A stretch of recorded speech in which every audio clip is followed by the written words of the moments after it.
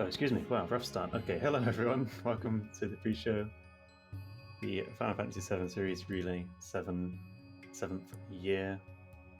So this is the pre-show. Today we're going to be introducing all the teams, all of the runners, and all of the games that we're going to be running in the pre-show. The pre-show itself is going to be starting this Friday at 8 p.m. in the UK, 3 p.m. Eastern, 9 p.m. in most of Europe. So today I have ChrisTenarium with me. We're going to be talking a little bit, just briefly, about the relay itself, and then we'll get on to the pre-show proper. So, hi Chris. Hello there, Cereth. How's it going? It's going pretty good. It's pretty good. So you're new on the management this year. We had some extra help. Usually it's just me and Nasrum doing most of the work for the past few relays, but we brought you on. How would you describe the experience of trying to organize this mess? You can't laugh as you ask me that question. I feel like you're setting me up. It's been a lot of fun so far. Definitely learning things, adapt to definitely new experiences, but a lot of fun so far. Before I was on management, I really enjoyed the FF Relay. It was kind of like Christmas coming round for me every year, getting to be part of that community, and it's very nice to be part of it. Yeah, it's a lot of fun, but like the reward is so worth it. It's such a fun event. You get to hang out with so many people from the community. Yeah, exactly, and say hello to faces that you don't see all that often. Yeah, exactly. You know, get to talk to runners from games that I don't play, but I sort of know and see around. So it's fun. But this year was pretty good. I checked. We had 130 signups this year. Obviously, with 18 games and 3 teams, only about 50-ish people get to run. Mm-hmm. But lots of enthusiasm, lots of runners, and obviously lots of people commentating as well. It's been pretty hectic this year, I'd say. Yes, mostly because of Square Enix deciding to patch a bunch of games. Yes, they decided to patch every single pixel remaster. Some slightly more devastating than others, but most part runners have got around that, and we'll even get into how they got around that later on in the show when we get runners from those games on. Yeah, exactly. So the rest of this pre-show is going to be bringing on a runner from each game and just talk to them a bit, get to learn a bit about the game, what to look forward to when their run comes along, or when their game comes along. What to watch out for, and it should be a lot of fun. Yeah, exactly. I think with that, we're about ready to start with the first game we want to talk about. These are going to be out of order. These aren't going to be in relay order, but the correct order will show up on the right-hand side of the screen for the actual relay order, just to make it clear. Exactly. Availability is still a thing we need to get around, so... So the first game you're going to be talking about is Final Fantasy X, exactly. Which is not the first game of the relay, but, here we are. Yeah. Okay. Exactly. And we'll be bringing on the delightful camper for that as well. Yeah, so go ahead and introduce the teams, and I'm going to hop out. Have fun. Okay, brilliant. So, as much as this is also a thing about interviews, getting on runners, commentators, asking them about their games, it's also a team reveal. I know there is a particular runner, Grey Fox, who has been sat by the sorting hat of teams, praying to God that he won't get on Team Tonbury. So we'll see how that works out for him. Final Fantasy X. It's no Sphere Grid. It's the first time it's made its appearance in the relay. And for Team Mog, we have Camper. For Team Choco, we have Koinu. And for Team Tonbury, we have Grey Fox. 1996. I'm sorry, but your sorting hat cursing was not enough. And with me, right now, I have Camper. Hello. Hello, here he is. FF10 runner Camper. How are you today? I am doing just dandy. How are you doing, Mr. Tenser Mod man? I'm doing well. I'm very hot right now, but that's just the way it is in August. Can we start a petition for Gray Fox to change his name to Green Turtle?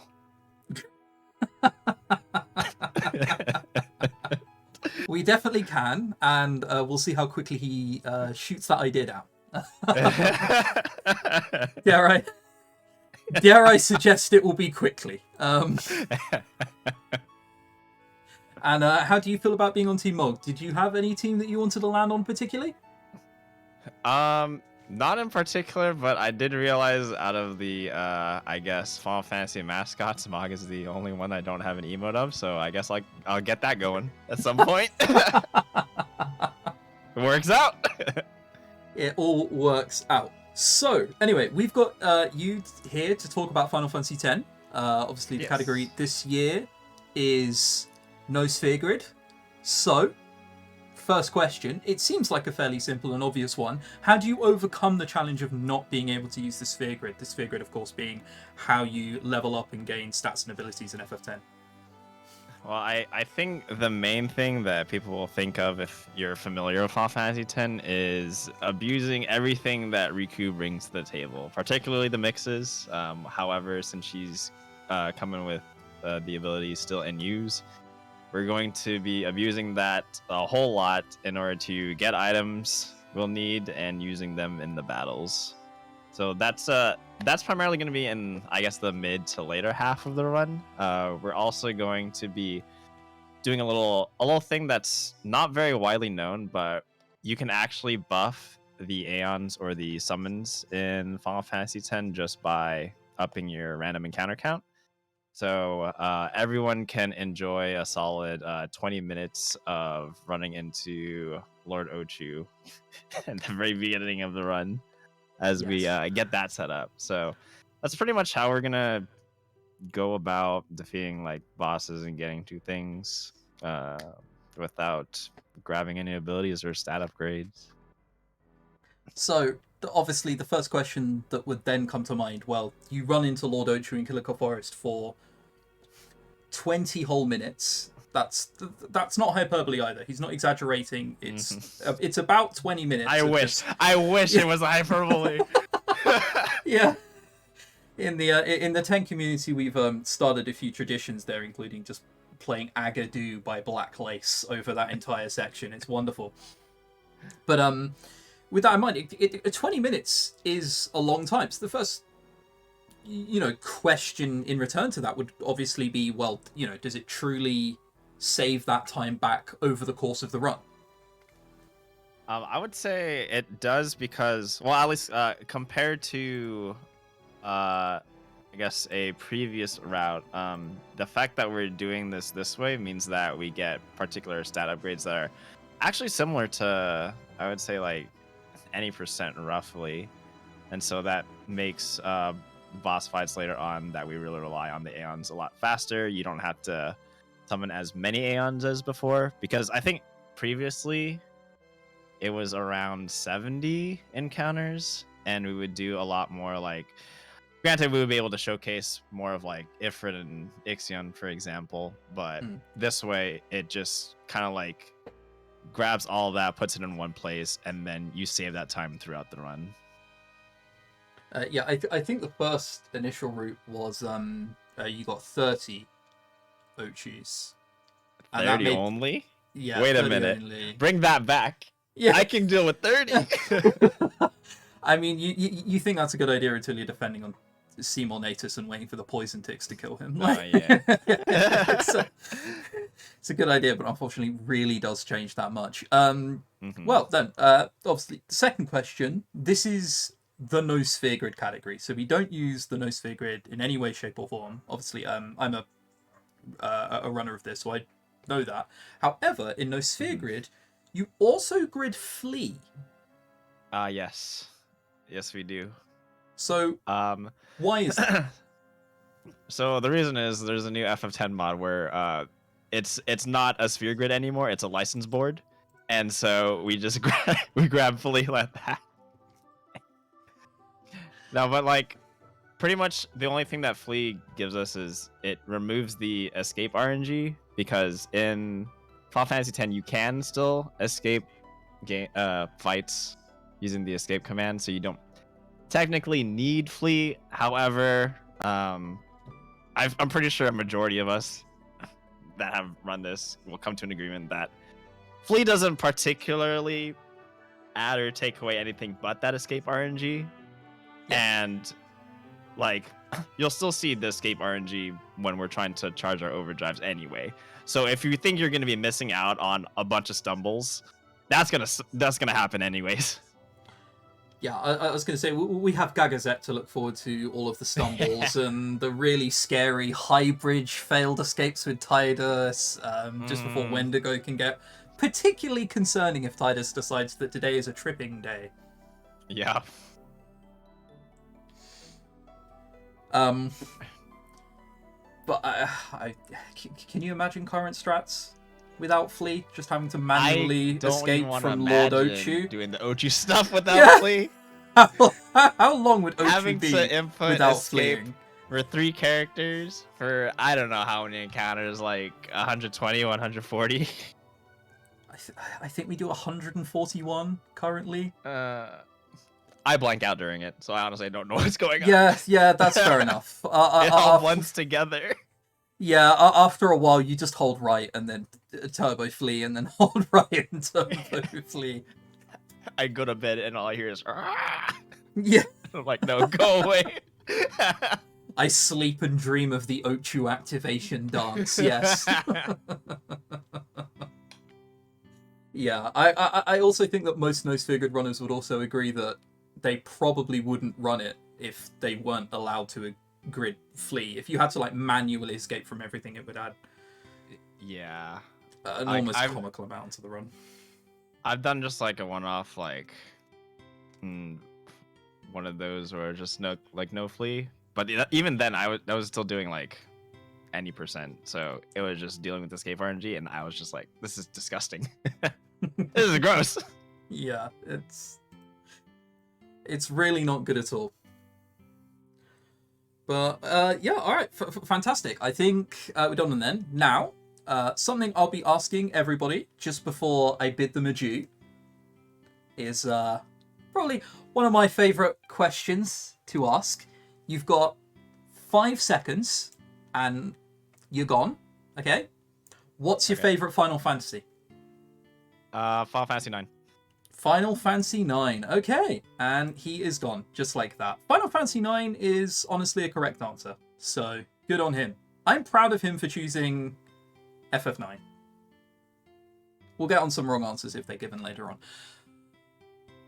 Alright, next game is Chocobo GP, Chocobo Grand Prix, 80% Master on the Switch. We have Shiyu on Team Mog. We have Karaoke. Really hope I pronounced that way. On Team Choco. And we have Groggy Dog on Team Tonbury. Now, do we have a Grog with us? Hello. Hello. Here he is. How are you today? I'm doing great. I am actively farming on my island sanctuary in Final Fantasy XIV as we speak, so I'm doing just fine. Don't say that. You're gonna make me miss it. It's yeah. Yeah, I'm not gonna lie. I spent a fair chunk of today also downloading the patch and playing through it and gathering all the things. I think my fiance also plays 14, and I think it's all she's gonna do for the next 2 weeks. I may not see her again. It's just the Island Sanctuary. I just got my Steam Deck email last night, and this feels like the perfect thing to do on Steam Deck. Just like amble about my island, gathering things while my brain is turned off for the night. Yeah. Alright, and on that note, you've been put in Team Tonbury. Would that have been your preferred team had you been forced to pick one? You know, I think Chocobo would have been the auspicious one for Chocobo GP, but, you know, Tonberry are the ones that sneak up on you and then deal a lot of damage, so I think it's a good team. I'm excited to be on it. Okay, I love the analogy. And speaking of Chocobo GP, let's talk about it a little bit. So, Chocobo GP, it's a racing game. Obviously, most people have played, like some kind of kart game over their past. What are like the big differences between some of the other karting games and then Chocobo GP? So I think the best comparison is not Mario Kart, but actually Diddy Kong Racing. The basic idea is that you're picking up Magicite, your sort of attack power-ups, and you don't get to see what you're picking up. It is sort of the mystery box. You do have some influence based on what color you're picking, but then each Magicite, whether it's Haste, which is the speed boost, or Fireball, or a Portal, whatever, has up to 3 levels. And so you are trying to balance, okay, like, do I need a shield to protect myself from other racers? Do I need haste to just try and make the most of, speed running the game? But then on top of that, each racer also has an ability. So we are going to be running the story normal mode on master. Basically, what that means is we're going to start story mode, and we'll add more characters and abilities as the races go on. So it's going to get progressively harder and chaotic. And we're going to rely on one of the 3 racers that's available basically the whole time. It's Chocobo. Chocobo's ability is just like a 6 or 7 second invincibility with a little bit of tracking and then a speed boost. And so while it is not the flashiest and it's definitely not the most offensive, it is really useful in a lot of situations. And so it's a good opportunity for us to do some damage control if we have attacks flying at us, but it's also just a good way for us to sort of like cut some quick corners without having to worry about falling off.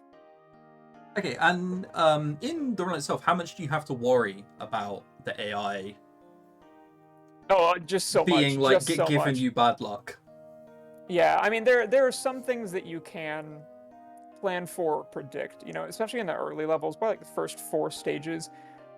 You know which racers are going to be there, and because the supers are more or less timed, you know about when their supers are going to come out. The problem is that around after that, you start shuffling in different racers, and so it's not, you have more racers than there are spots in each race, and so it's going to be different each time. And so, like Mog is an example, or Atla, I should say, who kind of takes the place of Mog. Every minute, Mog does an unblockable super that takes all of your crystals, which you use for getting like a higher max speed. Unless you're already invincible when it happens, you can't predict it and you can't plan for it, you just have to take it. And so if you get more of those in a given race, you're going to be doing worse. But, if you get supers that you can avoid, like Sid or Shiva, you might be doing a little bit better. And then, yeah, it could be, there are some ways that you can mitigate, like a level 3 fireball, which goes automatically to the person in first place, or level 2 fireball, which is like a homing missile to the person in front of you. You can dodge a little bit around those with some cheese, but otherwise, sometimes, like, if you don't have invincibility or you don't have a shield, you just got to take it and hope for the best. And I think the real problem is when you get behind a little bit, like if you get in the middle of the pack, especially early on, because you got hit by one random spell, it makes it so much harder to keep speed, to pick up, places, and so there's a huge premium on just like getting ahead of the pack early and doing your best to ignore the other racers. Okay, you touched on how chaotic can be. Like, can it get really, really chaotic in a run? Like, So yeah. I'll give you one example. Okay. There are, well, let me give you 2 examples of the chaos we're looking for. One is sort of like the worst case scenario, and it was when I ran this at GDQ, it was something that Obio and I were super worried about. There's technically conditions to each race. Sometimes it's like place in the top 4. Other times it's beat this specific character. And especially on like the really short laps, if you get hit by a fireball, you may, through no fault of your own, end up placing behind this NPC you're supposed to be, and you have to do that whole race over again, and that's, like an unavoidable minute and a half time loss, which is awful. But the other fun example that I think is worth like looking up some VODs to see, but there are portals in the game. Whenever you do a portal, it creates a blue portal for you to go into and a red portal that you come out of. Not only can you use other players' blue portals, you can also accidentally use other players' red portals. And so you might just be driving along and then all of a sudden somebody's red portal opens up in front of you and you're way back on the track and you didn't do anything wrong, and so it can get extremely chaotic extremely quickly, especially on the shorter tracks. Okay, yeah, I mean, that sounds like every racing game almost I've ever played, I feel. It is. Well, like when I'm on the online modes, I love it. It's super fun. Even when I lose that way, it's just kind of fun. But yeah, when it happens to you in a race, it is the worst feeling. Yeah, I can imagine. And like, on feeling how nice it is speedrun. What's it like to speedrun a racing game? Because obviously this is a Final Fantasy event for the most part. It's turn-based JRPGs. What a racing game is obviously so different. What's it like speedrunning a racing game? Well, it's funny because I think there's a big difference between what I do and what like Trackmania people do. You know, like if I really wanted to just be like a purist racing game speedrunner, I would go do IL, right, individual level. They have a leaderboard for that in the app, and I think like our backup runner, Professor Shy Guy, who has been super helpful in me learning the run. You know, like at one point he had the world record on every course. I don't think that's true anymore, but there was a decent amount of time where it was true. Mhm. I think when you are doing something that has the power-ups, that has the chaos, what you are speedrunning is not just your knowledge of tracks, your knowledge of what the right route is, but also your ability to adapt on the fly. You know, like there are my plans, and then there are what happens when my plans get shot. And I think every good speedrunner has backup strats, but you don't really get backup strats in this game. You just have to be as good as possible at the game, and then figure out what the best way forward is if you get hit. And decide like, do I save this boost for a different part of the track, or do I burn this in the hopes that I get something else? That adaptability is the part that I really like. And I think because of that chaos, because of that adaptability, it's a super fun way to start off Final Fantasy Relay, because it is going to be like a super, you know, it has the potential to be really high octane start. Yeah, I hope so. Obviously, Chocobo GP is leading off the relay. It's the first game. Yeah, it sure is. Yeah, I mean, you've made me very excited for it. Good. I didn't know think, what to come expect, but you make it sound like it's a really good run. It is, and you know, like I think we have a lot to thank of, especially the Japanese community, who did a ton of work routing and picking out the best things. You know, there are multiple different kinds of speedruns, and I think this is a really good look at Chocobo GP. I think the game was, shall we say, not unfairly maligned because of the battle pass. What ended up happening is, you know, they give you so much premium currency for free that it's really not an issue. I'm actually not sure which costumes my co-runners will be using. But I'm sure we'll all have different costumes for Chocobo on. But I think behind that layer of, again, not unwarranted scrutiny is a super competent kart racer that feels good, is extremely nostalgic for Final Fantasy fans. You know, as we're going to go through places like Zozo, like Alexandria Castle from Final Fantasy IX. We won't see it in the race, but even oh my gosh, Balam Garden from Final Fantasy VIII was released as an extra track.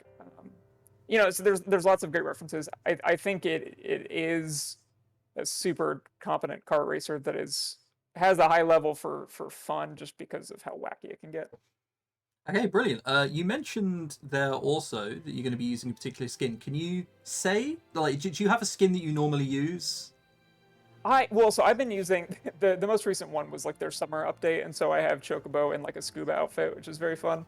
I traditionally use Black Mage, but yeah, I see Kari in chat. I know we're gonna have to work out with BCFC what costume we're all wearing. Unfortunately, there is no like Mog or Tomberry costume. There is a Tomberry costume for another character, and then obviously there are Moogle characters in game. But we'll have to come up with something.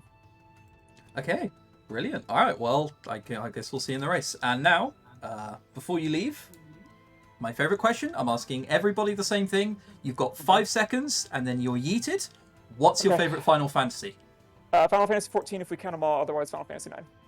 Okay, thank you very much.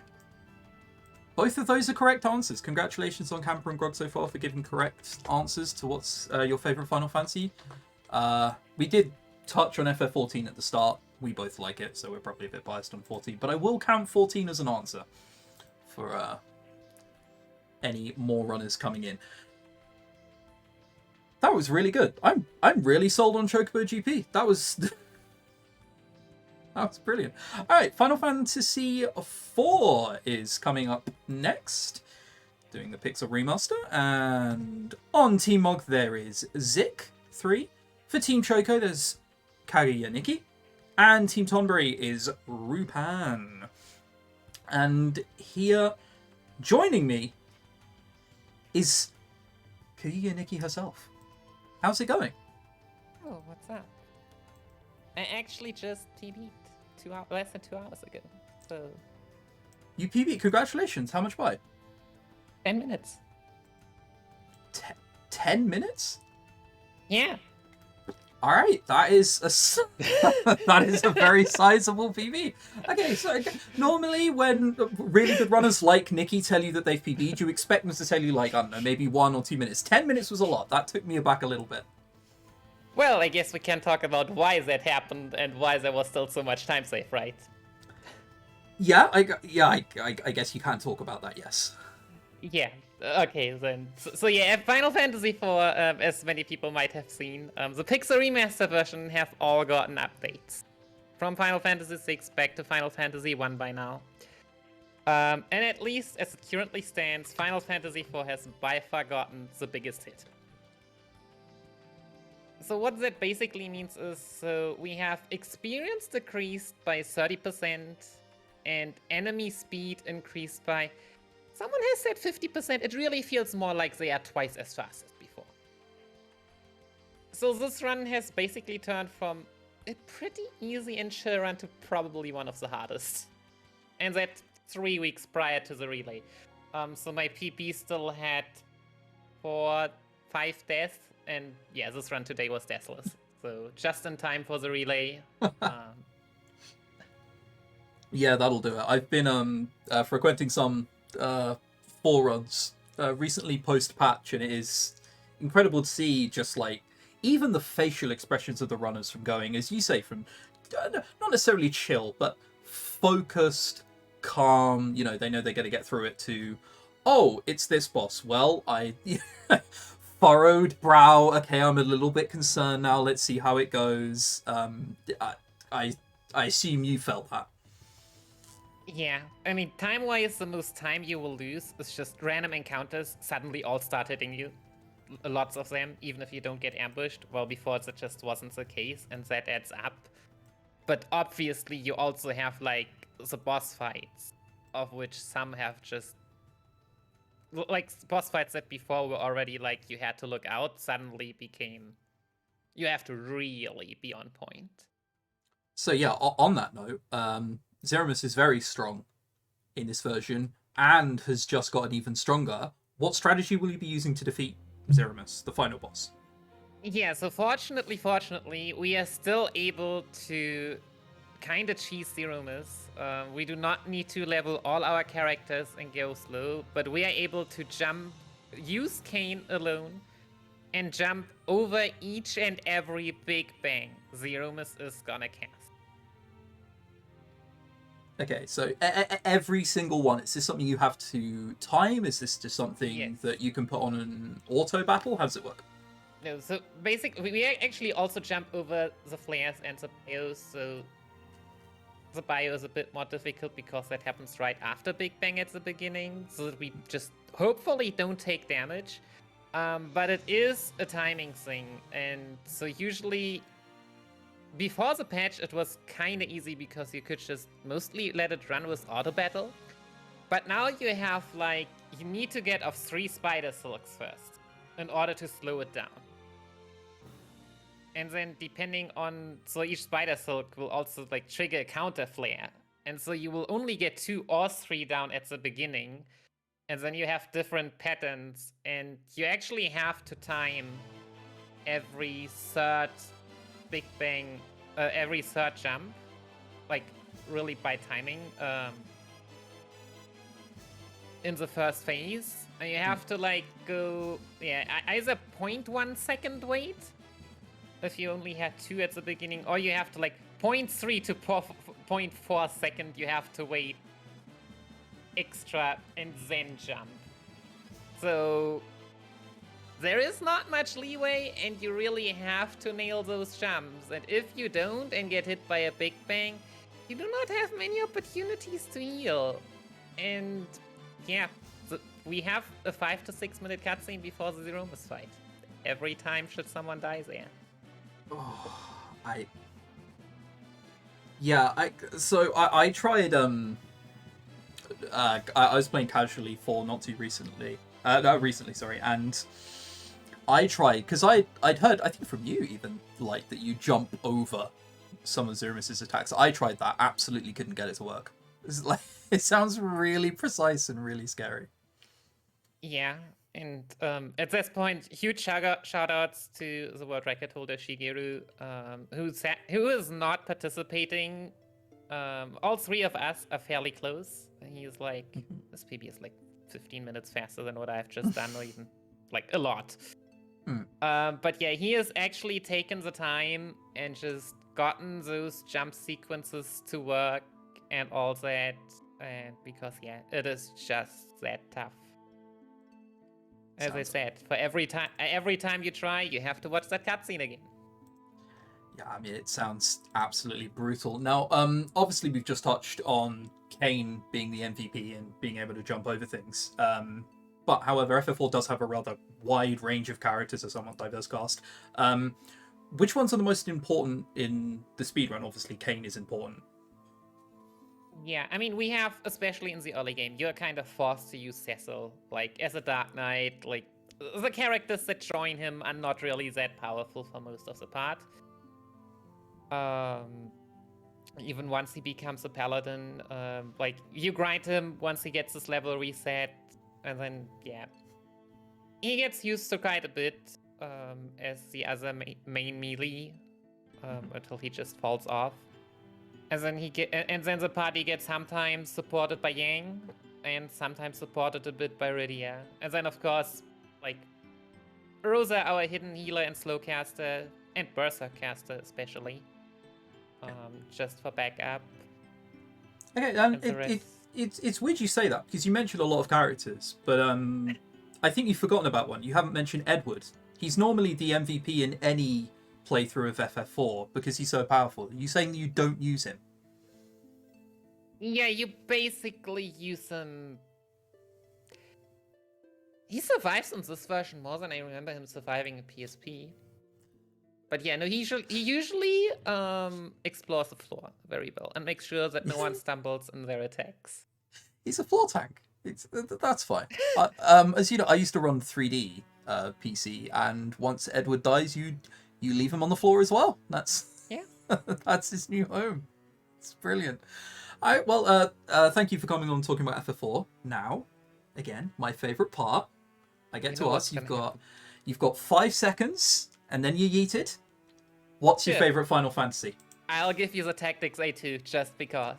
Tactics A2. Okay, well, thank you very much, Nikki. Tactics A2. I don't know how to feel about that. I wasn't expecting anybody to say Tactics, let alone A2. Oh, that's brilliant. Okay, I've not played it. It's probably great. I played Tactics Advance. It was wonderful. Right, so coming up next, we have Stranger of Paradise. And for the teams, we have Fel Visage on Team Mog, Rexert on Team Choco, and JT24418 on Team Tonbury.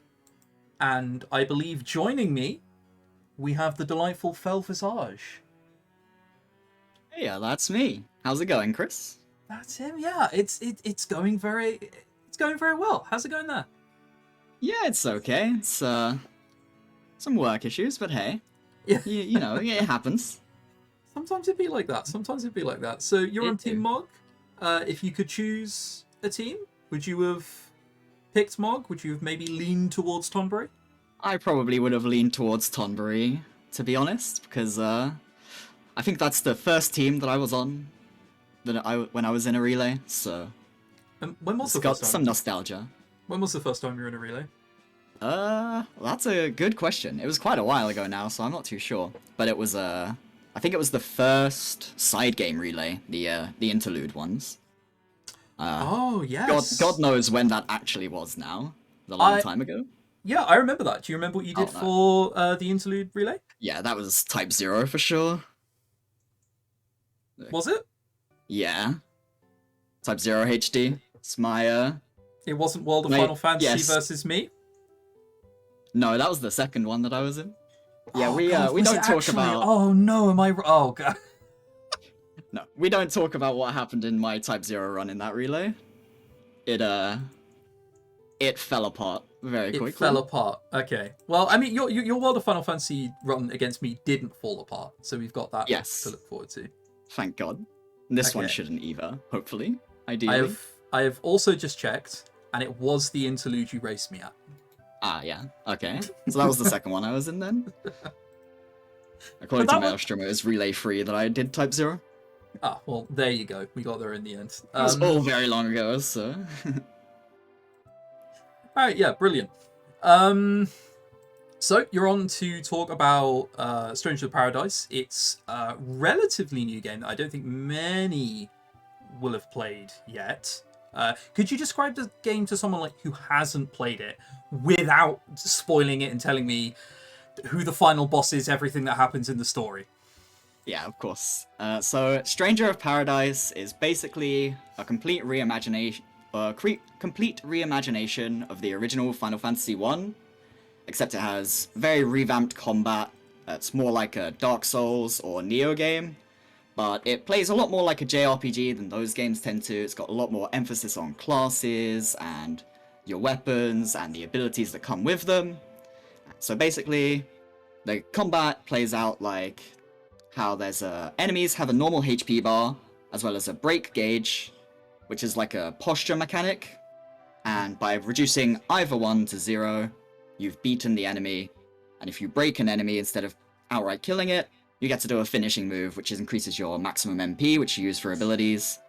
You start each mission at 200 MP max, and it goes all the way up to 600 MP max. And against bosses, you get to see all the finishing moves, whether you do HP or break. So you get to see lots of fancy, cool cutscene animations and the likes. Okay, there's also a lot of references in the areas to most of the numbered Final Fantasies, all the way up to 15, I believe. Oh, now that I genuinely did not know. You touched upon the mechanics there. The first game that I was reminded of was Sekiro, in terms of like breaking someone's posture, and then you also likened it to Dark Souls initially as well. Is it a particularly hard game? It's quite difficult on the higher difficulties, where the game kills you very quickly if you make mistakes, and you have to be very on point with guarding things. But it's definitely easier than Dark Souls or Sekiro. It's not built to be insanely difficult, although the New Game Plus exclusive difficulties are Dark Souls hard.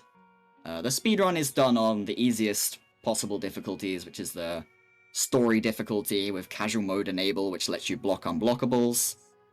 So the speedrun isn't particularly difficult outside of, going fast. Okay, I was then going to ask, like, do you then run into any problems? Because I assume you must be quite underleveled, because Stranger of Paradise is not a long run. It's, what, an hour and a half? Yeah, it's about that. Hour 40. Yeah, do you run into any problems at all, being, like, I assume, so severely underleveled? Character and class levels, because there is no character levels, typically don't matter too much. You get some useless stats from them, for the most part, as far as speedrun is concerned. And the more important thing is the unlocks you get in the job trees, where you have to unlock abilities and weapon arts and buffs for those abilities, as well as new classes are at the bottom of each job tree. Mm-hmm. But we don't deal too much with underleveling in those, because we hyper-focus into which classes we want to level up, and you get a lot of consumables that let you dump EXP into the classes you want. Equipment level is a very important thing in Stranger of Paradise, because each equipment has its own level, like a normal character level would have, like 1, 2, 3, and if your average equipment level is underleveled compared to the enemies, you suffer quite severe penalties to your break damage, which the recent patch changed as well. It made it a little bit more relaxed on that. Okay. So, on that note, you've just led into it. We touched earlier how all of the Pixel remasters have now been patched. However, it's not only the Pixel remaster games that have been patched. Stranger of Paradise also had a patch. How has that affected the speedrun? So the patch that added the new DLC affected a couple major things and a couple minor things mostly. The biggest change that affected the speedrun is that it nerfed pretty much every attack we use, because we've used primarily charged attacks, and all of them got massively nerfed across the board. Luckily, they were incredibly OP before, and they still are. There is... Or the next major change, though, sort of counteracts that a lot of the way, which is, as I alluded to before, the average level threshold penalty got eased quite a lot. You're now allowed to be 10 levels below the mission level to get the max penalty, and also the penalty itself is less significant than it used to be. But it's because the speedrun's equipment is underleveled pretty much all the time, even if you get lucky, which if you get unlucky you get very underleveled equipment. It helps a lot to counteract the axe nerfs that they did, that they eased up on that. There's also a couple minor nerfs to skills that we use, like Berserk, and the Swordmaster has Beyblade nerf, but those are mostly negligible and can be ignored because they only apply to a couple missions or whatever, and it's just like a couple seconds of time loss where you have to take a little bit more to kill them. And then there's one more change that's major. The DLC added 2 new classes that use a new weapon, and the important one is the Pilgrim class. All the runners that use DLC use a strong buff ability that class has, which increases your break damage massively. I don't use it personally because I just don't use DLC in speedruns, but as far as I know, the other runners will be using that. Alright. You also touched on a Beyblade ability? Did I hear that right? That's just my habit of calling any move that spins Beyblade. It's spin to win. He just spins and spins and spins for as long as you have MP and hold the button. Okay, how are we talking about spinning? Are we talking like Tasmanian Tiger, or...? We're talking, like Garen from League of Legends, like just full radial spin on everything around you. That sounds Put delightful. all the momentum into it. That sounds delightful. Also, I just noticed we've been talking about 8 minutes, roughly, about Stranger of the Paradise now, and you've also not said chaos once. So congratulations on that. I'm avoiding the word. You're probably the first person ever to have done that, and I congratulate you for it. Hell yeah. All right, well, we'll finish this up now, but my favorite part. You got 5 seconds. What's your favorite Final Fantasy? My favorite Final Fantasy is Tactics Ogre, Let Us Cling Together. Tactics again. All right, thank you very much. That's Tactics. All right. Apparently, there is a lot more love for Tactics than I thought there would be. That's surprising. It's probably a good thing, but surprising. Also, I think I caught myself saying Tasmanian Tiger. I meant the Tasmanian Devil. I think tie the Tasmanian Tiger through boomerangs at things. All right. Let's move on. Next, we have Final Fantasy XII. 20% no sighting grab. For Team Mog, we have Lena Lee Luna. For Team Choco, we have Dessa. And for Team Tonberry, to fill it out, Wody B. And with me now, I believe that we have Dessa to talk about 12. Is he here? He is here indeed, yes. He is here indeed. Hello, and how are you this evening? Say again, sorry, I didn't hear that. Just asked, how are you this evening? Oh, I am doing fantastic. All right, brilliant, brilliant. So, you're here to talk about FF12. Obviously, I said it when introducing the game. Any percent, no Seitengrat. What does no Seitengrat mean? So, to make it as like concise as possible, there are 3 weapons that I consider like debug weapons for debugging purposes from the developers, something like that. Okay. A sword, a shield, and a bow. The bow is the so-called Seitengrat. We also call it a meme bow, because that thing is absurdly powerful, fast, and is able to do things that is like that a bow shouldn't be able to do. It has crazy charge time, like it charges its move in the blink of an eye. It has like 50% more strength than the second strongest weapon in the game. I think the second strongest would be the Zodiac Spear with 138, if we don't count the other debug weapon, and this one is at 224. So it's massively stronger, and it's also able to like deflect attacks and has a crazy critical hit rate. It basically is a weapon that you can obtain through RNG manipulation, in particular very early on, and it carries you through the rest of the game. Basically in the any percent category, we'd grab the bow, we'd grab 2 of them, and then we don't care about anything else and just hold forward. All right, yeah. I mean, there were many things I didn't know there. Obviously, I've been around 12 runs a little bit, so I knew that it was called the meme bow. It's very, very fast and very, very attack. I had no idea it deflected. It has like a, I don't remember what the chance, but it does have it has like a evade. Exactly, evade number. Right. Yeah, it has an evade stat, Okay. unlike every other bow. Yeah, that seems insane to me. I know when I tried a casual playthrough of 12 on stream, I was very much encouraged not to get it, and I completely understand. It why does now. cut down any percent by like 40 minutes, despite being like a 6-minute procedure to grab it. Yeah, that is absolutely insane. And but in this category, we don't use it. And on that note, in this category, you do use the speed up that comes with the TZA version, originally in the IZJS version, I believe. That causes you to move around quicker, but it also significantly speeds up bosses. What changes in the speed run to overcome like the lack of micromanaging that you would otherwise do on like PS2? Like, how much changes?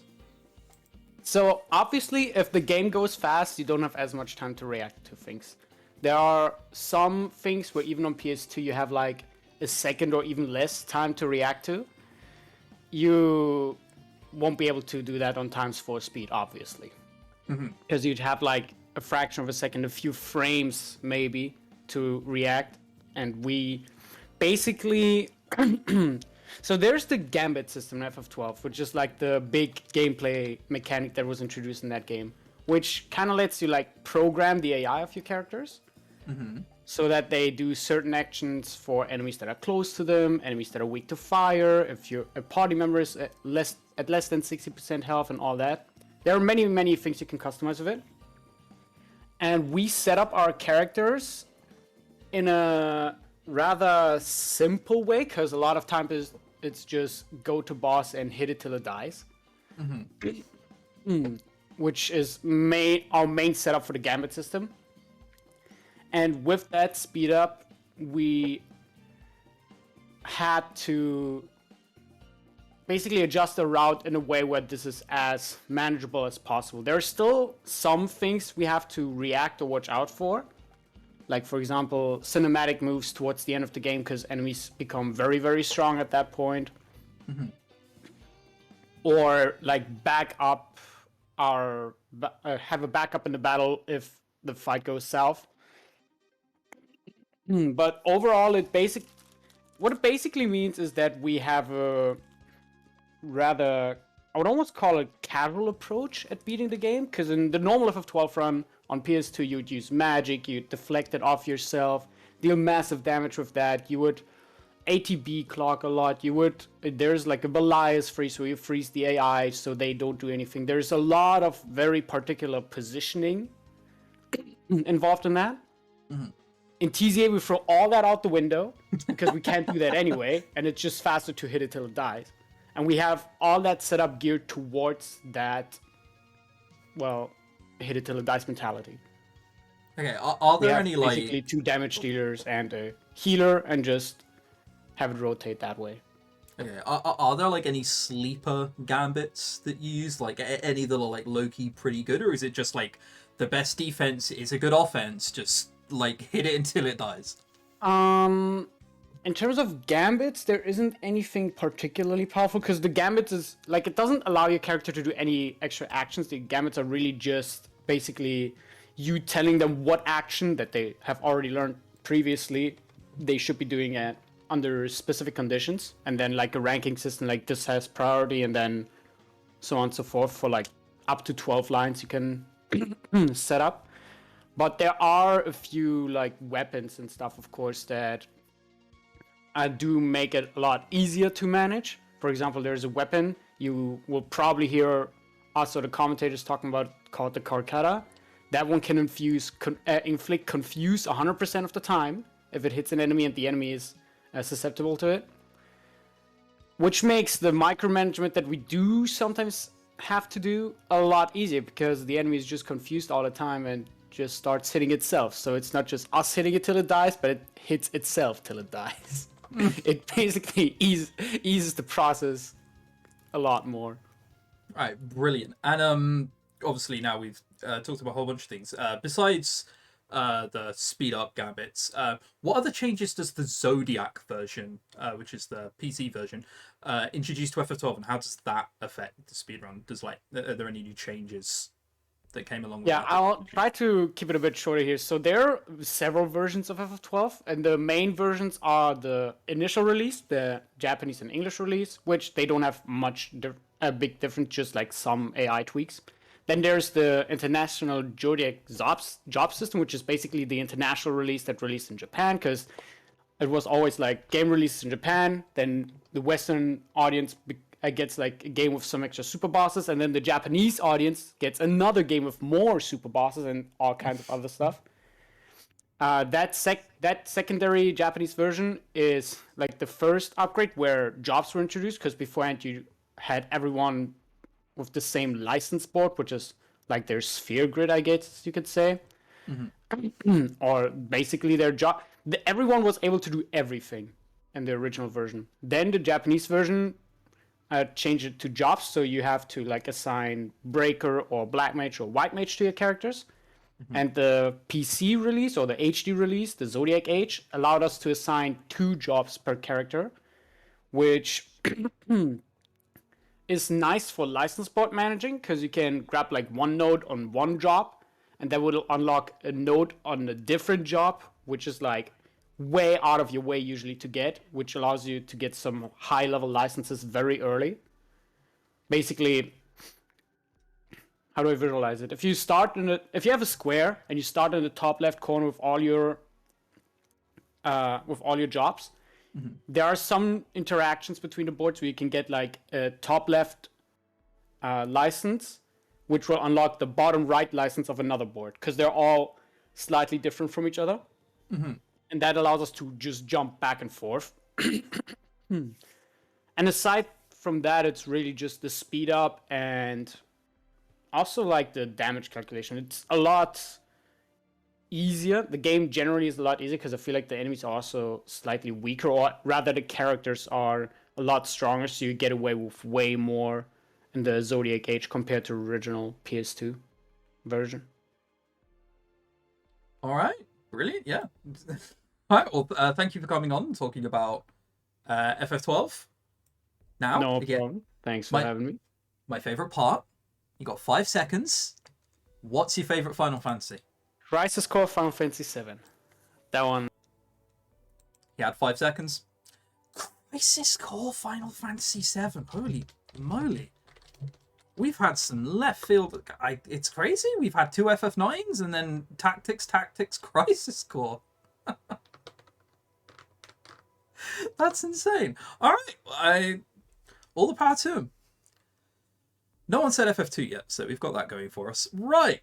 Next game, Final Fantasy 13. Teams. Kaya on Team Mog. Team Choker has 01337, and to round it off, Aussie 3126 is on Team Tonbury. And from these 3 delightful gentlemen, I believe we have Kaya on the line now. Hello. Hello, there he is. How are you this evening? Are you doing well? Yeah, I'm doing well again. I slept a bit earlier. I was pretty tired in the morning, but now it's fine. And I'm very excited for the weekend. Brilliant, as you should be. I hope a lot of us are. I really do.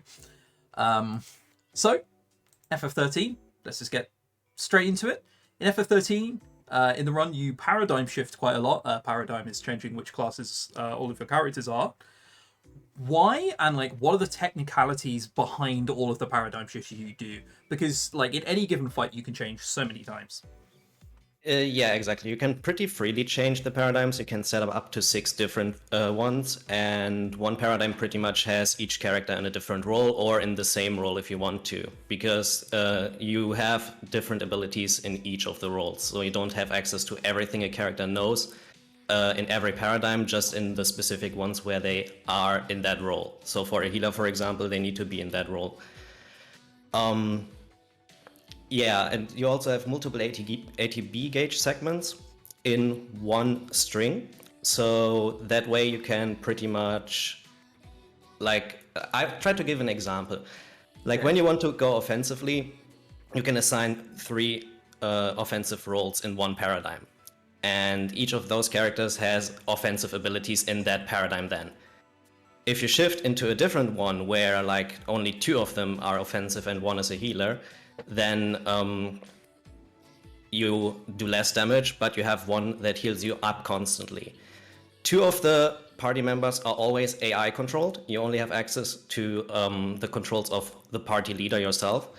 So that way you have to shift the paradigms quite often to be able to beat fights optimally, depending on what's needed.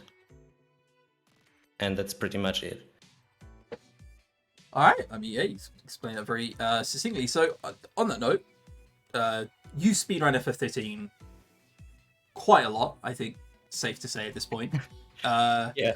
You and Zero have exchanged world records quite a lot. I think you're the world record holder at the minute. Yeah, right now I am on PC, but Zero's on console. Okay, brilliant. Yeah, like just FF13 in general. You don't have any random encounters on the overworld like in FF10. You run around a little bit. The screen shatters, bang, it's a random encounter. FF13 doesn't have that. They're just like static encounters that are running around on the overworld that you can see instead. Like, do you try and avoid all of these encounters? Pretty much, yeah. There's one single encounter later on that we purposely fight just to get some ChrisTenarium points for experience, but everything else is pretty much tried to be avoided, unless they guard specific treasures that we need for the run, which are mostly for selling. That's also a huge part of the skill for the speedrunner that is required in the run, because there are a lot of dodges that are consistent to do with when you try the same approach, they work the same. But a lot of the dodges are also different every run. Like you can, with experience, you can get used to specific enemy behavior, but you still cannot guarantee how enemies move a lot of the times and have to adjust. And that usually is the difference between better and worse runners too. Okay, something I did want to ask about. I've tried to learn the speedrun. You do something to avoid certain encounters called camera tricking, I believe. What's that? Camera tricking is pretty much just moving the camera towards the ground, because for some reason a lot of the enemies only really move when you look at them. Last year Zero discovered a way of actually manipulating the like basically looking at enemies at specific times and then looking back or like looking away from them, then looking at them again at a specific time to just get yourself an advantage of preemptive strikes, for example, on some of them. Is that particularly precise? In Chapter 4, for example, it is precise. That's something that we will all show off because all 3 of us will do that in Chapter 4. There is a segment where you have to get 4 preemptive strikes. And with a specific camera setup, all 4 of those are significantly faster than when you just try to wait for a good pattern. And we all 3 will do that. So there you guys can see that. I mean, that sounds like something I want to see. It's my first time hearing of this. That sounds amazing. It's only been there since last year in that way specifically. Like camera tricking itself with just looking at the ground and knowing that enemies behave different is a thing that's been known for years, but actually manipulating enemy movement to your advantage in the way we do it nowadays, that's only been done since last year. Yeah, I mean, yeah, that sounds crazy. I mean, like something I imagine a lot of people don't know about FF13 is it is a crazy difficult speedrun. So I mean, it must get pretty daunting the more time that goes on. like more optimizations are found, and then the game just gets even harder on top of like however hard it already was. Part of what makes it difficult, in my opinion, is also that you have to adjust a lot. Like, we have a basic script that we want to follow in fights, especially. Like, for dodging, I said already, they can be different a lot of the times. In fights, it's the same. You have a basic script of what you want to follow. You know what enemies can do, but it's a dynamic combat system, and the enemies often do not do exactly what you want them to do. And then you have to adjust based on what they do to get the best out of it, especially in endgame. And the difficulty spike starts in Chapter 11. There are a few harder fights before that, but Chapter 11, 12, and 13 especially are way more difficult than the 10 chapters before that. And those fights, a lot of the times, just go off script. All right. Are there any fights that can go so badly, like in terms of RNG out of your control, that it's an insta-death, or can you always react in such a way that you can kill That the fight? can happen, like in endgame especially. Like, there are 2 fights specifically that can straight up kill you if they want to, or just don't work the way, which is the first is the second Barthandelus fight at the end of Chapter 11. That one is known as the big run killer, and that fight, learning that fight also takes very, very long. And even if you're good at it, sometimes he just gives you RNG that you cannot really survive. It's either hard targeting on the leader, because in this game, leader death is a game over, unfortunately. If he hard targets the leader, we just have way too little HP to survive. Or he can also debuff you, and that's always fun. Especially when he does daze, which is basically stop in this game, and he can do that on all 3 of your party members. If that happens while you're trying to DPS him down, then that can get very, very bad. And how likely are these outcomes? Are they like uncommon? Are they fairly common? It depends. It's just RNG in that fight particular. Like, it's a pretty low base chance that he inflicts these debuffs on you, but sometimes he has a fight here and there where you have the feeling that it happens a lot more than it should. Like, I can't really say how likely it exactly is, but that is the main fight that can really, really, really be bad. And then there's one in the end game on Chapter 13 as well, which is the 3rd version of him. And that fight is normally pretty scripted, but if you fail to kill him at the right time, it can also get out of hand very quickly, because he has Ultima. And Ultima is an ability that for some reason has a 98% damage variance. Like, it can do very little or very, very, very high damage. Like, it can do basically, I don't know the exact thresholds, but it can do basically from like 50-ish damage or 100 to like 4,400, something like that. That's brilliant. You have your own death guys, is what you have. You have a meteor that can roll anywhere between 50 and 4,000 damage, and you won't know until it hits you. The problem is we only have 3,000 HP on the leader in that fight, but in the Sentinel role, you can reduce the damage that you take, and at that point, it's around 2,000 damage that he can high roll. But if he does that, it also gets very, very scary.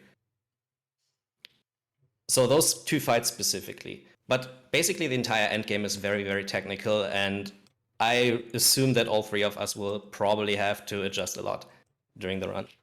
Okay, brilliant. I mean, like, FF13 is always one of those runs that I always seem to just be naturally drawn to watching through any marathon or a relay. Not to say that's not the case for a lot of Final Fantasies. I'm a huge Final Fantasy nerd, but Final Fantasy 13 is just so crazy difficult, and like how many things you can end up adjusting to. It's just a wonderful thing to watch.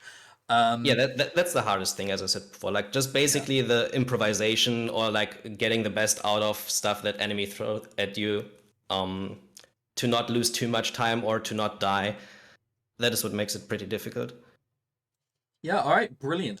So I shall let you go now. However, before I do let you go, what's your favorite Final Fantasy? You've got 5 seconds. Final Fantasy X. Final Fantasy X. I would have bet my house that he would have said Final Fantasy 13. I'm a level with you here. Wow. Okay, Final Fantasy X is his favorite Final Fantasy. That's wow. Okay, that's insane. He seems to talk so passionately about FF13 that I had just assumed over the years. Anyway, next on the list of games we have Final Fantasy V on the SNES. And on Team Mog we have Matako, Team Choco we have Exodin, and a Team Tonbury is Mr. Zwanzig. Mr. Zigzwang himself, and I believe he's here joining me now. Hello, hello. Hello, hello. How does it feel to be on Team Tonbury? Do you have a preference for teams you like to be on?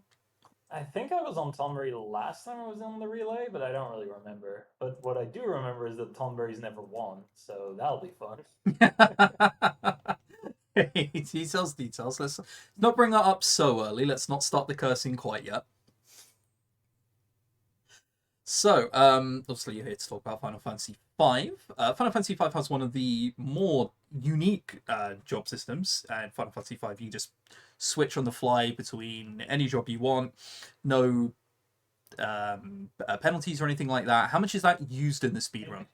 Isn't it basically just 3 where you get the penalties anyway? I think there's another one where if you switch, you get penalized in some way, shape, or form. But I don't remember what that is off the top of my head. So maybe you're right, and it's only 3. But yeah, no, you can switch them on the fly, and what's really cool also is that you can combine the jobs to an extent in that you can assign a job and then assign another skill you've learned on a different job. So you can kind of mix and match stuff, and that's really cool. All right, that's brilliant. And like, how many of these jobs end up getting used in the speedrun? Given like how fast you can just chop and change. About most of them, but there's a fair few that don't get any use. I think there's 7 or 8 or so that don't get any use. Like, I mean, infamously, I think everyone knows that Berserker is just useless for basically anything. Even casually, I found Berserker to just be a nuisance Yeah. for anything else. Like that they all had some equal uses and then nothing else. There's jobs that I pretty much don't even know what they do because I've only played this game casually like once before I got into speedrunning it. So I actually am kind of notoriously bad at actually knowing the mechanics of the game. I just follow the route that Zinfogel wrote down, and it's very good. Yeah, I very much did something similar when learning the run as well. Those video guides are very good. How many of like the jobs have like uses in the speedrun? Like, do they have very specific things they end up being used for? Yeah, most of them do. Like a quick rundown of the superstars. It's like Thief is like the grease that runs the entire speedrun for us. Like we'll pretty much always have a thief in the party because it lets you run fast, which is just obviously good. They have really high speed, so they always move first, which is actually kind of bad a lot of the time because we tend to have them in the party just for utility, and then we have to like they go first in the actual fights, and then we have to just defend real quick because they can't actually do anything. But they prevent us from getting back attacks, which is really nice. They let you see hidden passages, not that we need that, because we know where everything is. And stealing is also actually used for a few things, including some really important glitches where we dupe some items. So Thief is pretty much like the most integral job for the run that doesn't actually win us any fights. And there you touched about like knowing where the hidden passages are. FF5 has I think quite a widely known intricate encounter manipulation, like a step count. Like how important is that to the speedrun? And like if you get off it, how bad is that? Yeah, so in Final Fantasy V, if you always do your movement the exact same way from a new game file, you will always get the exact same encounters at the exact same points. So we can completely manipulate that. And for this particular run, it's pretty important. Like, for the most part, we can run away from encounters pretty quickly. It's not like, say, Final Fantasy IX, where if you're in an unwanted encounter, you're usually spending 30 plus seconds in it. It's nowhere near that bad, but just the sheer volume of extra encounters you'll get if you're not on step route does make it pretty important. And in addition, there's some specific parts of the run where we need specific encounters to show up so that we can do grinding or catch them with the Beastmaster job or stuff like that. So all in all, if you lose step route really early on the run, I'd say on average you probably end up losing like maybe 15 minutes or so. Compared to keeping it for the entire run. Recently in my runs, I've been pretty good at keeping it throughout like the first half of the run, which is really the most important part because there's a couple of really rough bits like Karnak Castle where you can potentially get unrunnable encounters. And the mini dragon grind session, which is where you have to, for the route, you have to beat 3 of a relatively uncommon encounter to get a bunch of levels on your characters. So if you get past those, then for the most part you'll be fine. You know, my PB frustratingly actually loses step route like 2/3 through the run, but the rest of the run was just so incredibly good, and I got lucky on getting the encounters I needed to in the end game. That it's still PB'd, which is dumb, but it is what it is. That sounds delightful. I'm surprised to hear you say that it only lost 15 minutes. If you lose step count fairly early, because I must admit I thought it lost more than that, just because the sheer amount more encounters you get and it everything else you need to make depends. up. If you end up spending like 10 minutes on mini dragons because they just won't show up, then you know it's hard to say in that way. But I 15 minutes is just my ballpark. I think I did a run when I was preparing for the last relay I was in, and I think my time ended up being like something like 15 minutes above my PB. But I did a run where I just killed the step count like right at the start. Oh, that sounds that sounds rough. Like rather Oh, using it was me good from practice. Yeah, I guess it's good practice. Something else I wanted to ask you. You say you've played this game casually. Casually, did you have like a favorite job?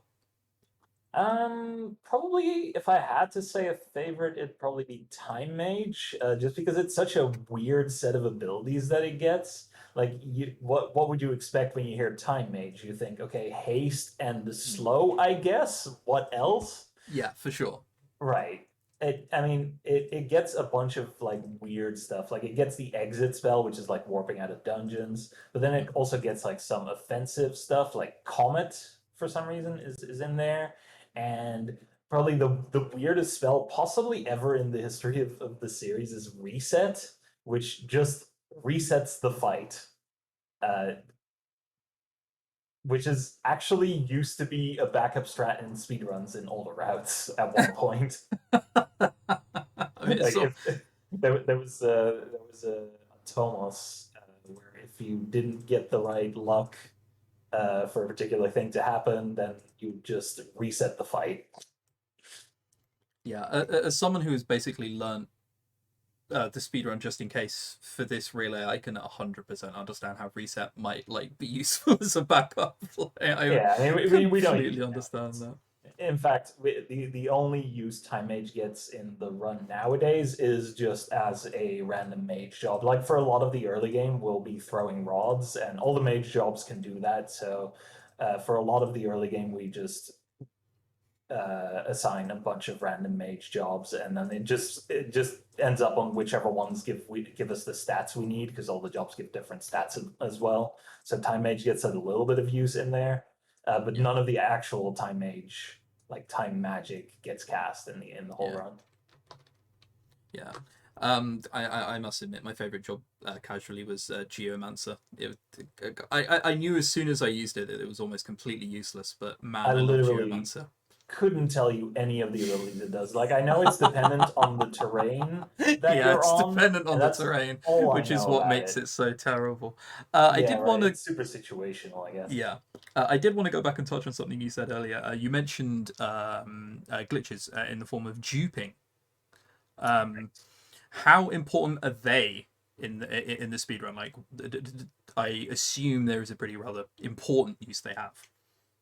Yeah, so there's a duping glitch. I won't go into the details right now because it's a little bit involved. It's safe to say it's like some kind of underflow glitch, and it lets us early-ish in the route we dupe a bunch of ethers, which give us money, which is kind of important because use a lot of consumables to do damage, and then later on essentially cut out the middleman, as I call it, and just start throwing our money at the enemies directly. So we need a lot of money for that. And then late in the run, we do a bunch of Dragon Fangs, which are partially also for just selling because we get 99 of them.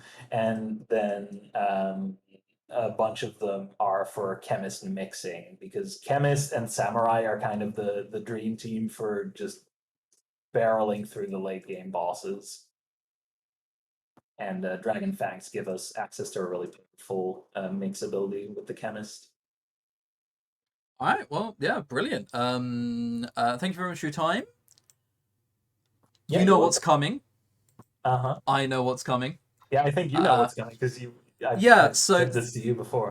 Yeah, Zwanzig and I know one another, so I know his answer to this question. But I'll ask it anyway. You've got 5 seconds. What is your favorite Final Fantasy? And like apparently every FF13 runner that we pull in here, my favorite is Final Fantasy X.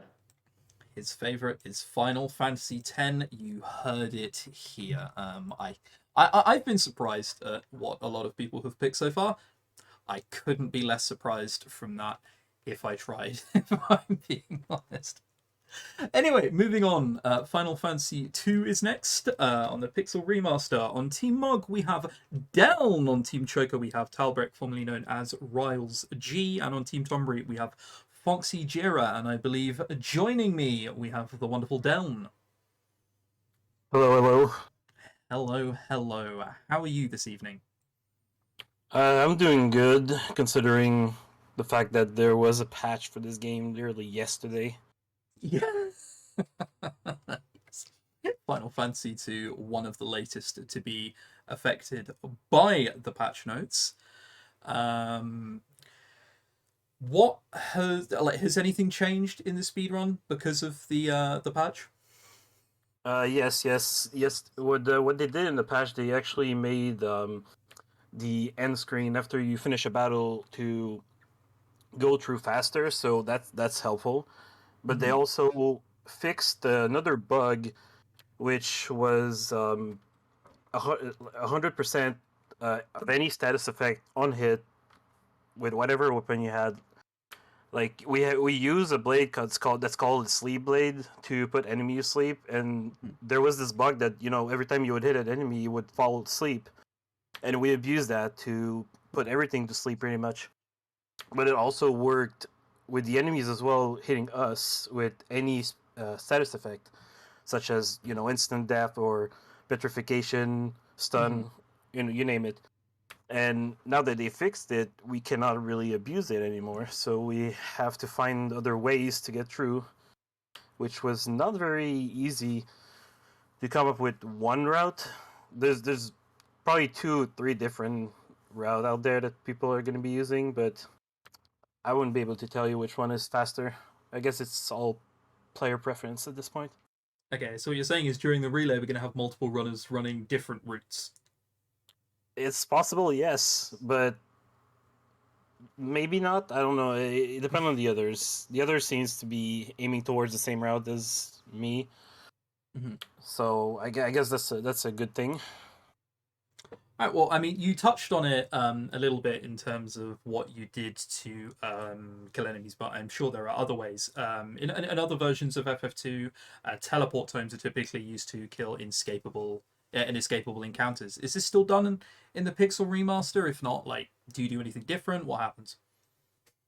Yes and no. There's no. Well, I mean, they made a change to inescapable encounters in this game, and they made every single enemy that is not a boss enemy, being able to escape them at any moment, except for a very select few, which still don't know why those are still inescapable, but most of it is just us escaping from encounters. Now we don't really abuse teleport to kill them.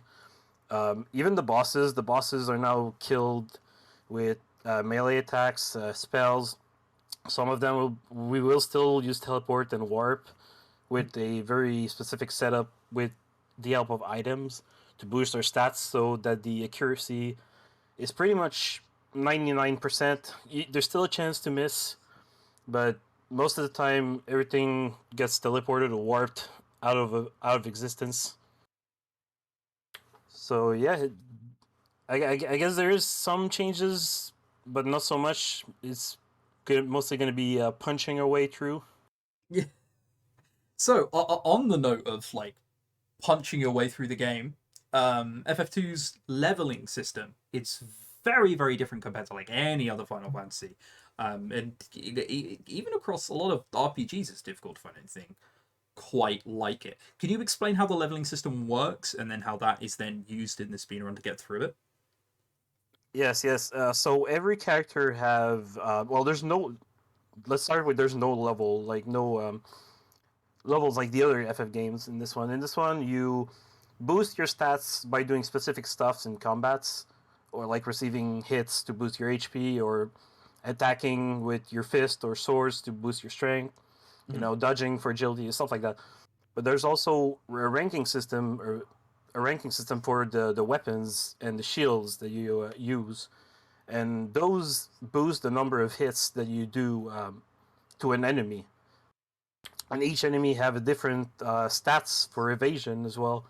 So the number of hits that you do to them is, calculated through those evasions as well. But most of the stuff we use, which is going to be the fist, is not going to be like blocked too much. And the way we're going to level those up is we're going to do a certain number of action in a fight to gain a base number of experience. And if you doing that like a few times will give you that level, compared to the other games, I'd say like the PS1 version, where you had to attack and then cancel 100 times to get a level or a rank up for a weapon. And yes, it really sounds like pain to do that 100 times, but in this one, they give you a base number of experience if you meet certain criteria for that weapon that you're using. And just to make it quick, let's say you're rank 2 and you're fighting a rank 1 enemy, you will need to attack, or in this case, do 2 actions with the weapon you're using to gain the base experience towards that weapon. And that's how we're going to level pretty much fisting and shields, swords, and all the others that we're going to use in this run.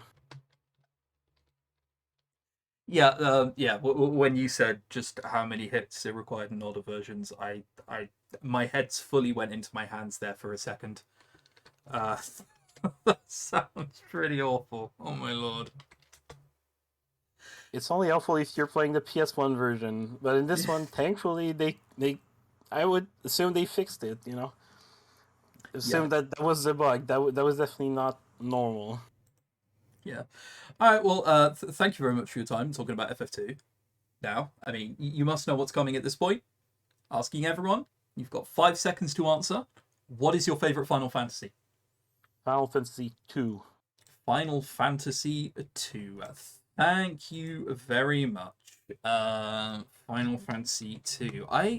Is that the first runner of a game to give their own game that they're running their faith? It is. It is. Everybody else has given a different Final Fantasy so far, until Deln, who said FF2. That's pretty interesting. All right. Well, next on the list, we have World of Final Fantasy. And the teams are... Team Mog has Crimson Inferno 9. Team Choco are hitting up with Brainbugged. And to round it out, Team Tonbury have Kainen Armor. I may have said that right. Don't tell my fiance, she's German. And with me, I have Crimson Inferno 9. No, you don't. Oh, no, I don't? Oh, okay. Well, I have someone who is impersonating Crimson Inferno 9 and sounds an awful lot like him. How you doing, Chris? I am doing very, very well. How are you? Yeah, not too bad. All gravy. Brilliant, brilliant. So, World of Final Fantasy. This game often gets compared to Pokemon. I think the ice sliding puzzles probably don't help that. But, like, what are some of the biggest differences between the games? Because obviously you go, like, capturing mirages and the ice landing puzzles. There's like a few pseudo HMs. Like, what are some of the major differences between those games that differentiate them? Yeah, so I think the main thing that links them is the fact that you obviously capture mirages and then use them in your party. But I think what's quite interesting about it is it's sort of more nuanced in the way it does it. So each of the mirages has what's called a prism tunity, and each one is different. So like some of them you have to use specific elements on them, some of them you have to inflict certain status elements on them. I think one of them's like it's got to be the last one left alive. So and sort of when you're playing through casually, you've got to use like the Libra ability to sort of work out how you can actually capture it, and then maybe you don't even have the stuff you need to capture it, and then you've got to come back. So I think it's just a bit more nuanced like that. Yeah, it's not full swipe. It's 1 HP and then hope it stays in the Pokeball. Luckily, we have that going for us. Yeah, I think also like the battles are I'm probably going to get shot down for this, but a bit more nuanced. Yeah. And just generally quite different. So obviously you got the active time battle style, where sort of the agility of the characters actually has a big impact on how frequently they get turns. Obviously it's not that sort of Pokemon thing where it's just 1 for 1, and the speed ability just really impacts who's going first. And then you've got stuff like stacking. So in the party you have Lan and Rain, who are the two main protagonists, and each of them has a stack with up to 2 other mirages. And then you've got stuff like stack stability, where obviously if you get hit a lot, your stack can become toppled, and then it breaks apart into 3 separate pieces. So yeah, I just think that there's a lot of like I think the battles are where it's more different to Pokemon. Yeah, for sure. And obviously you touched on stacking there. Throughout the run, sometimes you just remain stacked, or there are some fights where you just unstack immediately and you've got 6 little lads just like chilling and doing all their own thing. What are the advantages and disadvantages to being stacked versus being unstacked? Yeah, so this was actually something that I was completely oblivious to when I played this casually. Like I just didn't unstack ever, because like I'm like, my guys are just gonna die. Why am I gonna unstack? But in the speed run where we basically do most of our damage by throwing a bunch of items, having 6 unique units instead of 2 is just much faster. You get to throw 3 times as many items, assuming they're all alive. And you also get a small advantage in the fact that single target attacks then can only kill 1 thing at a time. But obviously you weaken yourself to AoE, so there's some bosses with a lot of AoE attacks where it's just suicide basically to unstack. And then there's something we also utilize in the speedrun, which is the fact that the black Choco Chick has an unstacked haste ability, so it gets auto haste whenever it's unstacked. So we use that to quite great effect throughout the run to get a bunch of extra turns. And then as I think the 2 main things that are going for stacked is obviously you've got better stats because it combines all the stats of the units. And obviously that means more HP, more defensive stats. You're less likely to die. And also at the end of the game, or at the end of the run, we utilize the ability Gravity a lot, which has an AP cost of 10, and each unit has an AP cost of 4. Has an AP max of 4, so we actually need them stacked to have enough AP to even cast that. So I think those are. That's like what really is how you decide whether you want to be stacked or unstacked. Yeah, and obviously you touched upon like using items in the run. Like how often are items used in the run? I can hear you giggling already. Calm that down. Even at the end when we're using Gravity to blast things down, we're still finishing off by throwing lightning marbles at it. the run is throw item, repeat, basically. Okay, but obviously there are times where you have to use gravity and then protect, shell, all of those. Yeah, and most of the mid game is just throwing items, but then there's some more tricky fights later on, like the infamous Bahamut, which likes to kill you for a pastime, and you have no control over it. So it's definitely not simple just throw item win game. There's some pretty tricky fights in the late game that if you play them wrong, you're gonna die. Yeah, so on that note, on just, lol, throw item and kill the boss, on that not being true, why is Bahamut such like a scary, scary boss that all runners fear? I believe I can speak for both you and I here. Yeah, so I mean, the main problem with him is his touchdown ability, which is an AoE a physical ability, which also has a high topple rate. So he has a tendency to sometimes spam that, and when he spams that, he very quickly unstacks your party and then follows it up with another AoE that just kills everyone. And if he uses 2 or 3 of those in a row, you basically have no choice. Like, Bahamut just goes, it's your time to die. Have fun. Yeah, I'm sure there are many runners over the years who've succumbed to that very thing. It was like, touchdown. Well, it's a quick reset, I guess. Like... Yeah, I mean, my recent PB, I just got touchdown twice and died and was like, okay, go again. It's a quick reset. And getting away from that, What a Final Fantasy, it pretty much only has any percent as a category for it.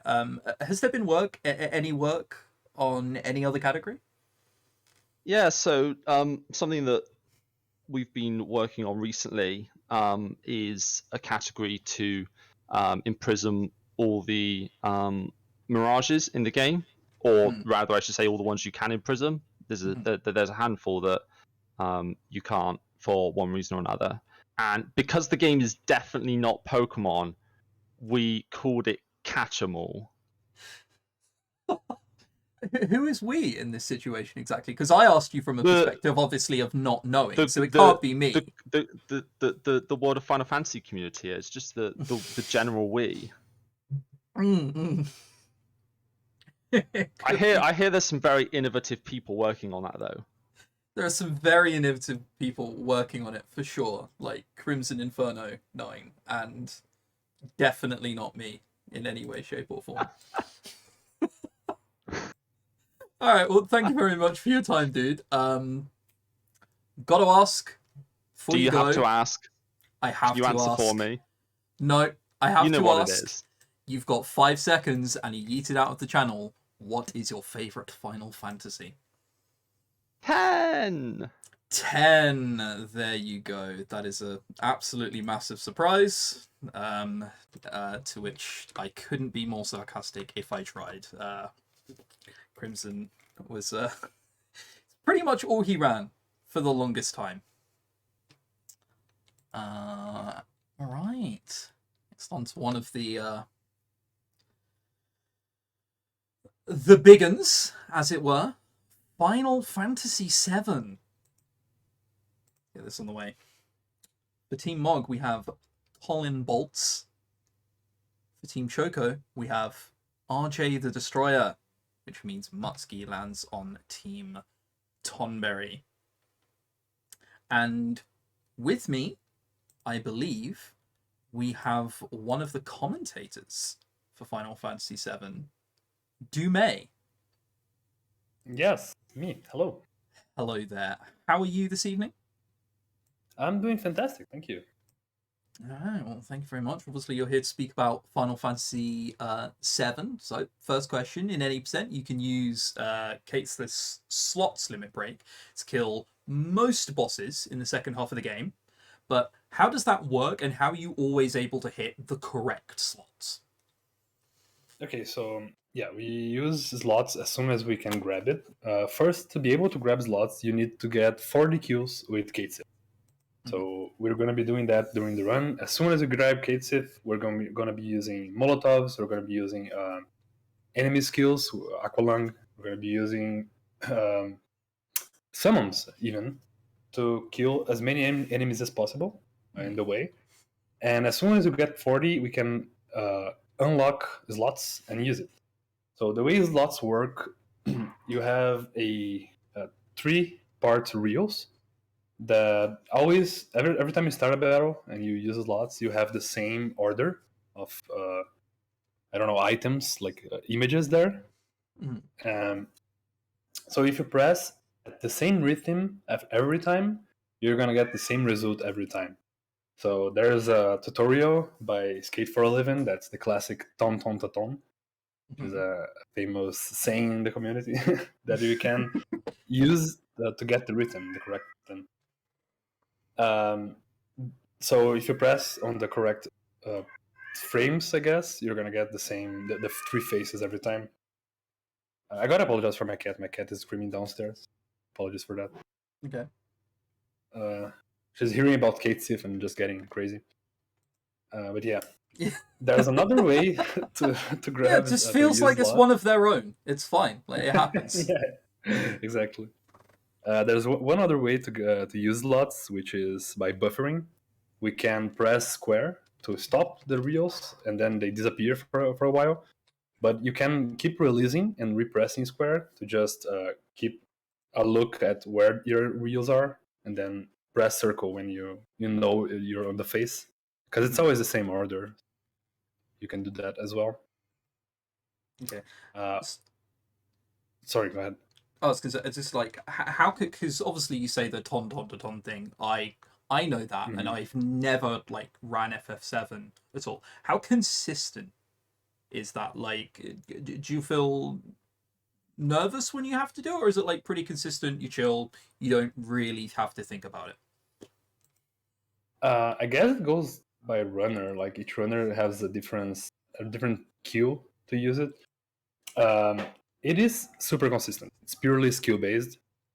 However, there's something called evil flag, right?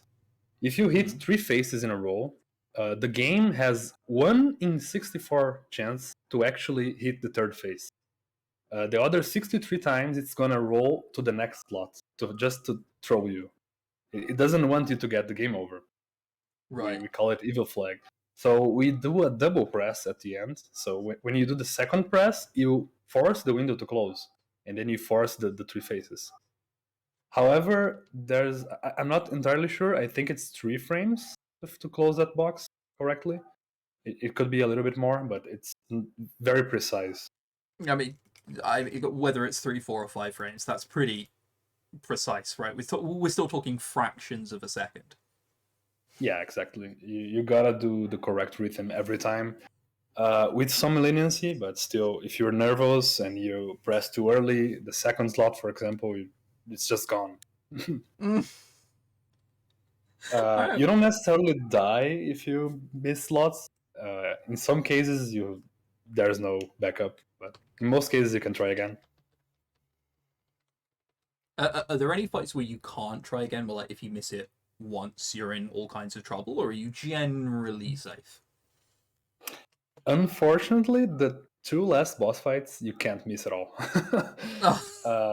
Both Bizarro and Safer Sephiroth, you have 1 chance because you get hit, and then you fill up the limit break, and if you miss it, it's gone. They're gonna kill you on the next turn, pretty much. Okay, well, that sounds terrifying, but you've said it's consistent, Yeah. so I'll choose to have that as inner peace instead. So next question. No slots is typically the more popular category for FF7. What made you decide run with slots, and like what are the more exciting parts compared to no slots? I think slots is just very efficient. Like no slots, you have to grab a lot of extra materials, extra items to sell, extra equipment to like equip, I guess, like immunity armor and weapons to power up Tifa and stuff. Like the route of no slots is very specific to be able to kill every boss. And no slots, and actually any percent slots, you just grab the minimum amount of items necessary. Like you just grab the least amount of things you need to be able to finish the run. So it's very efficient. Like you don't spend a lot of time running around grabbing items. You don't spend even a lot of time in bosses. You just start the boss fight, get hit, use limit break, and continue. So it's a very fast and optimized playthrough, I guess, or speedrun. So that's very exciting to play. And like, do you end up being as more of a result like super squishy? Like I know you said that if you miss the slots on the final 2 bosses, it's it's game over. But like, does that affect anything else other than those 2 in the end? Yeah, I guess so. Since you're grabbing only the bare minimum required, there's a couple of luxury items you can grab, like a ribbon to be able to be immune to status, and water ring to be able to survive a potential move that will kill you. Those kind of items that are like consistency items, but you don't need to grab them.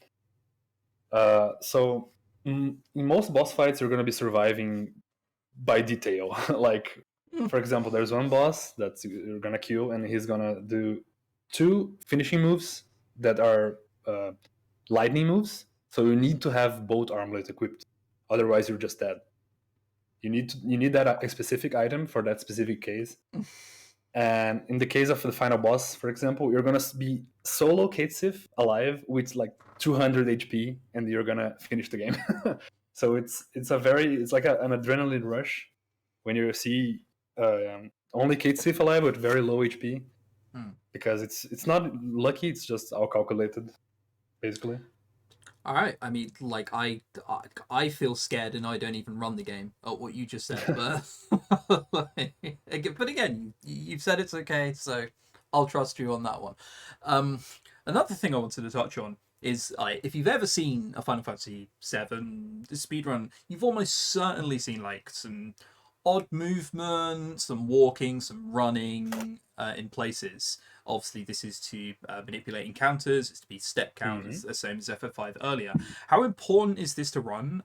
Is this to the run? And are there like any backups in case something goes wrong? Like you step 2 steps too far, suddenly you're off the step count. What happens? So this is a very complicated question if I'm going into detail. So I'm gonna try to keep like it's as simple as possible. Okay.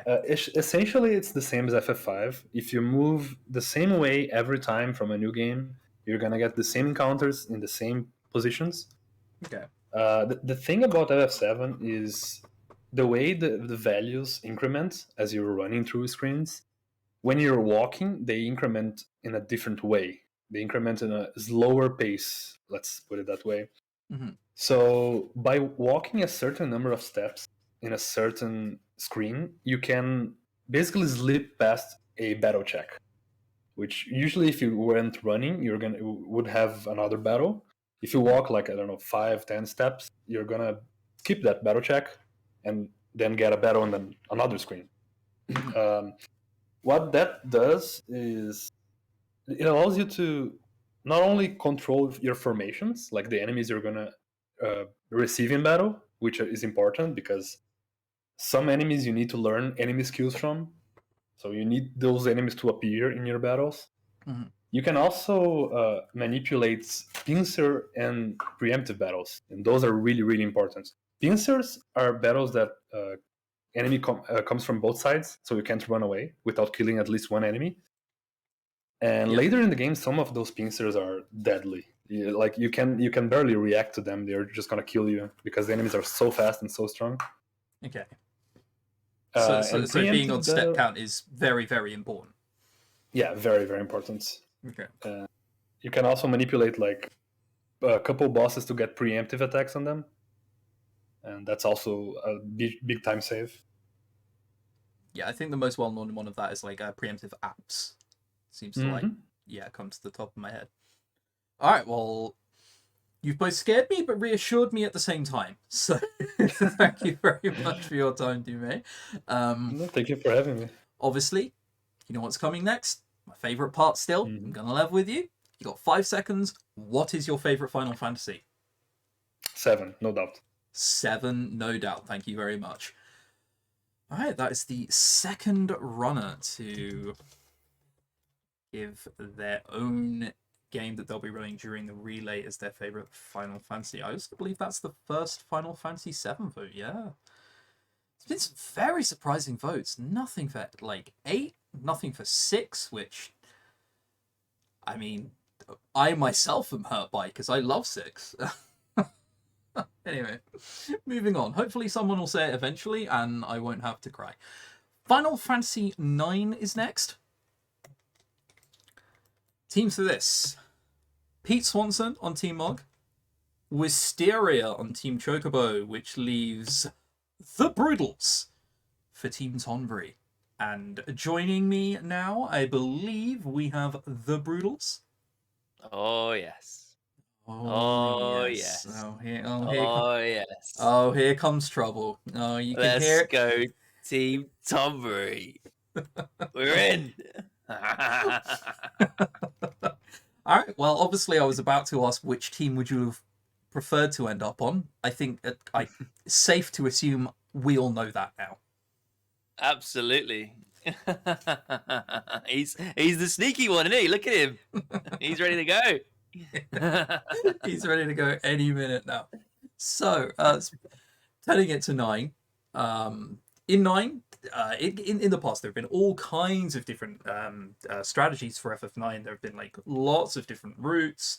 There have been trends in what a lot of the top runners have run, such as Knight, no Knight, Tantarian, no Tantarian. I think a lot of the runners now grab the tower, but for a lot of the time, nobody grabbed the tower. Are there still any strategies like that discussed today that people aren't sure about? Absolutely, all the time. With new and old runners coming around and introducing concepts, whether they've been introduced in the past, and coining things onto the table and trying them out. Mm-hmm.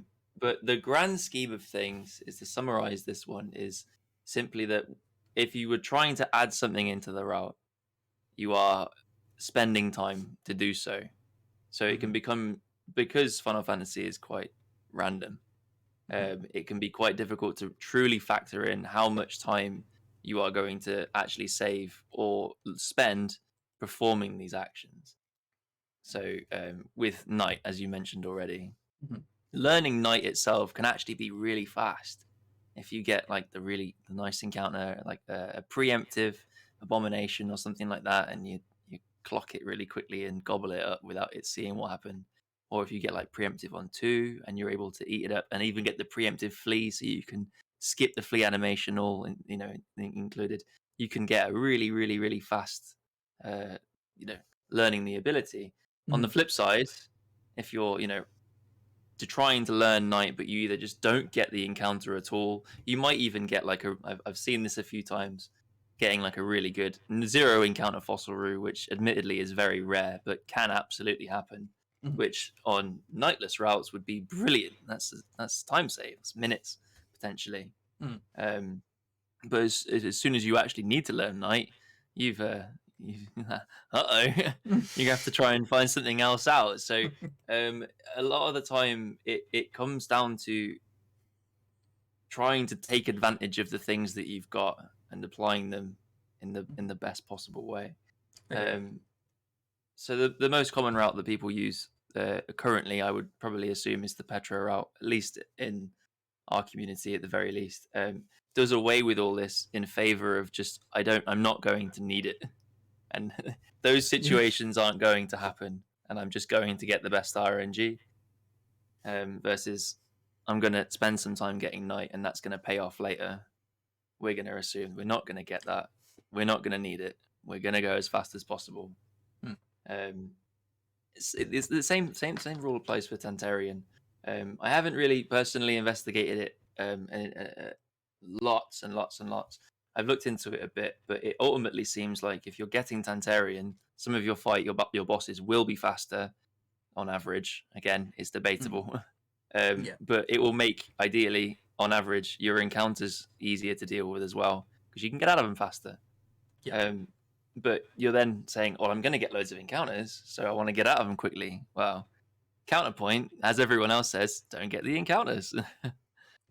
And others that we have seen a small rise of the blood sword as well. I want to throw that out there. And it takes some time to get, but it makes some of your future encounters so much more consistent if you do have it. The rise of the Steth route, yes. Indeed, it's good fun. You know what? I ran it very briefly, and it is really, really good fun. I will. It's you know, I'm not looking to see it at top of the leaderboards or anytime soon. But if you do want to just enjoy the game and like experience some of the other things the game can do, then it just does a lot of really fun things. And obviously, there you've gone into Knight and No Knight in Tantarian and No Tantarian. Can you like briefly explain what these are? Yeah, of course. So Knight is it sounds incredibly powerful, and it is actually. It is an area effect sleep ability. So after casting it, it tries to inflict sleep with a really high percent success rate on everything in the combat. And the reason why it's is potent is because a good chunk of the bosses in the late game are actually susceptible to sleep. You can just knock them out. And in addition, when something is sleeping, the first time it receives physical damage to wake it up, it will actually take, I believe, an additional 50% damage. So you can really hit them. And combined with some other factors, you could quite easily achieve max damage with a single attack. Obviously, because it's an area effect, it will also affect your own party. So one of the downsides to this is you need to be able to give all of your own party members a specific ability, Insomniac. And whether you just give them a piece of gear which has it attached, or you spend the time and the resources to actually learn that ability so that you can give them other gear, is very route dependent, and however the runner decides to tackle these many issues and problems that go into creating a route with FF9. Knight is very good at optimizing certain boss fights at the admittedly small expense of trying to learn it in the first place. The downside to Knight though is that it does have it can miss. It isn't 100% success rate. Apologies. And the higher the level of disparity in your levels between the caster and the recipients, is the higher chance it has to miss. It seems to go up to somewhere in that ballpark of around 70% towards the end of the game, and can be quite crippling if you don't get it in specific situations. If it doesn't quite stick, you know, they're not feeling too sleepy and they just rub it off, they're like, actually, and they just get you for it. Exactly. I'm talking to you, Nova Dragon. Yeah. And I think I can also speak for like every new runner. The first time you start doing Knight strats and you forget to put Insomniac on Quina, and then Quina uses Knight and falls asleep, and you sit there like, wait, what am I supposed to do now? Knight actually introduces some really interesting strategies, and the way that sleep as a status element works in Final Fantasy IX is that your ATB, if it is filled when you are put to sleep, then it will empty, which means you'll need to recharge it. And depending on your speed, you'll wake up in a set amount of time. So the way that you go about combating these bosses actually completely changes, because you'll put them to sleep, and then you'll have to spend, whether or not there's a subcategory for night locking. So if you cast Night, wait a period of time for Quina's ATB to come back round so they can have another turn. And then you'd send everyone in, and before they actually connect with the first attack and wake him up, you've already told Quina to do the next Night spell so that they'll have their turn before the enemy. So you'll end up putting it back to sleep before it gets a chance to retaliate, should it fall back to sleep. Most prevalent on Valia Pyrrha and Nova Dragon in particular. I believe they used to use Night strats on Malaris Tiamat as well. But since then, some of the slightly faster and more just as consistent strategies have emerged, I believe. But Quina used to go all the way through Disc 4, which kind of amazed me. I didn't realize this until recently. I mean, I ran Knight for a bit and also didn't realize that. I thought you pretty much yeeted them out of the party once you killed Nova Dragon. Yeah. When I started running this game 2 or 3 years ago, that was what you did as well. But I watched some old VODs from a couple of years ago, and they took Quina all the way through to Kraken. I was like, hey, what are you doing here? And you touched on it a little bit in the sense of Knight potentially being able to miss. FF9's I would say pretty infamous for being quite random. I think I'm being generous in saying that. Yeah, somewhat. So, Yeah, what are like the worst aspects that like really require good luck to get a good time? I mean, ultimately, the worst thing that you need good luck on is, of course, death guys. If to get any time, it's not just good times, it's to get a time. You need to be able to get through death guys, who simply puts you through a bit of a gate. He opens with the spell Meteor, which hits anywhere between 50 and 4.5 thousand damage, keeping in mind the most amount of HP that you have in the Petro route, which specializes in giving Zidane as much HP as possible, up to 2.6 thousand. Any range of a multiple of 50, and so it has something. It's slightly something like a 45% chance or something like that to actually just kill Zidane. 40% chance. The rest of your party is weaker, and if he does, then you have unless you have the Rebirth Ring, which is another piece of RNG that comes before this. He has a very good chance of just completely wiping your party without really giving you a chance to do anything. Is what I would say is the single biggest factor on actually just achieving a time full stop. But before that, probably one of the biggest pieces of randomness that's completely out of player control would come down to simply not only the encounters, but encounter quality as well. So you might see people getting really good times with high encounter rates and other people getting worse times with lower encounter rates. And while there are many other moving pieces, you can get encounters which just trap you for minutes. I'm looking at you, Desert Palace. You know, there are certain parts of the game where you don't actually have access to casting Flee. It's the only actual reliable way to get out of a fight. There is a quick flee mechanic, which is, again, based on your levels. So the further you progress through the game, the less likely you are to actually get that flee. And there are very few points in the game as well where you don't actually have access to Zidane. The only one I can think of right off the top of my head is Valia Pira, and there are other minor points where you might not have quite learned flee yet. Specifically, as you're leaving Alexandria Castle, there is a single screen which you hook round the corner, and by that point it's not uncommon to have not learned flee. And if you get encounters there, or pretty much all the way through Desert Palace, those encounters can just lock you for several minutes. There's encounters in Disc 4 as well, which have huge wind-up spells. They can cast things like Roulette, and if they just keep killing Zidane, then there's sometimes nothing you can do about that. And they keep you locked in. Versus some encounters in like Evil Forest, where your entire party can pretty much just kill the enemies in one hit, and quick flees are a lot more common. So encounters are generally one of the biggest single variances, but ultimately, next after that is just your ATBs in general. If you get a lot of good ATBs, you can perform the actions you need to quickly. You can push fights along quicker, which the easiest way to actually achieve, actually take control of the RNG in this game is to manage your fights as best you can. And there are a lot of really low-key hidden strategies to these bosses that a lot of people don't often they're not often aware of, ways that you can manipulate fights as well, to guarantee slightly faster times or to mitigate bad situations as well. As well as sometimes just taking gambles in fights. So with Sea Lion, he has certain thresholds of damage that he can deal, and because you only have Zidane on his own, you kind of have to sometimes think, well, he's not going to hit me with his highest roll here. I'm going to gamble on that 1 in 6 or whatever it is. I'm only an hour in, my time's not looking too great, I'll just try it, and then he'll just get you. But sometimes he doesn't, and you get away with it, and you're like, hey. It's so ultimately, I think the only things in this game that aren't influenced by RNG is the equipment that you pick up, the gil that you get, and the EXP and AP that you achieve. But absolutely everything else in the game is influenced by RNG in some way, shape, or form. Okay, so the answer to the question is how random is the game? The answer is very.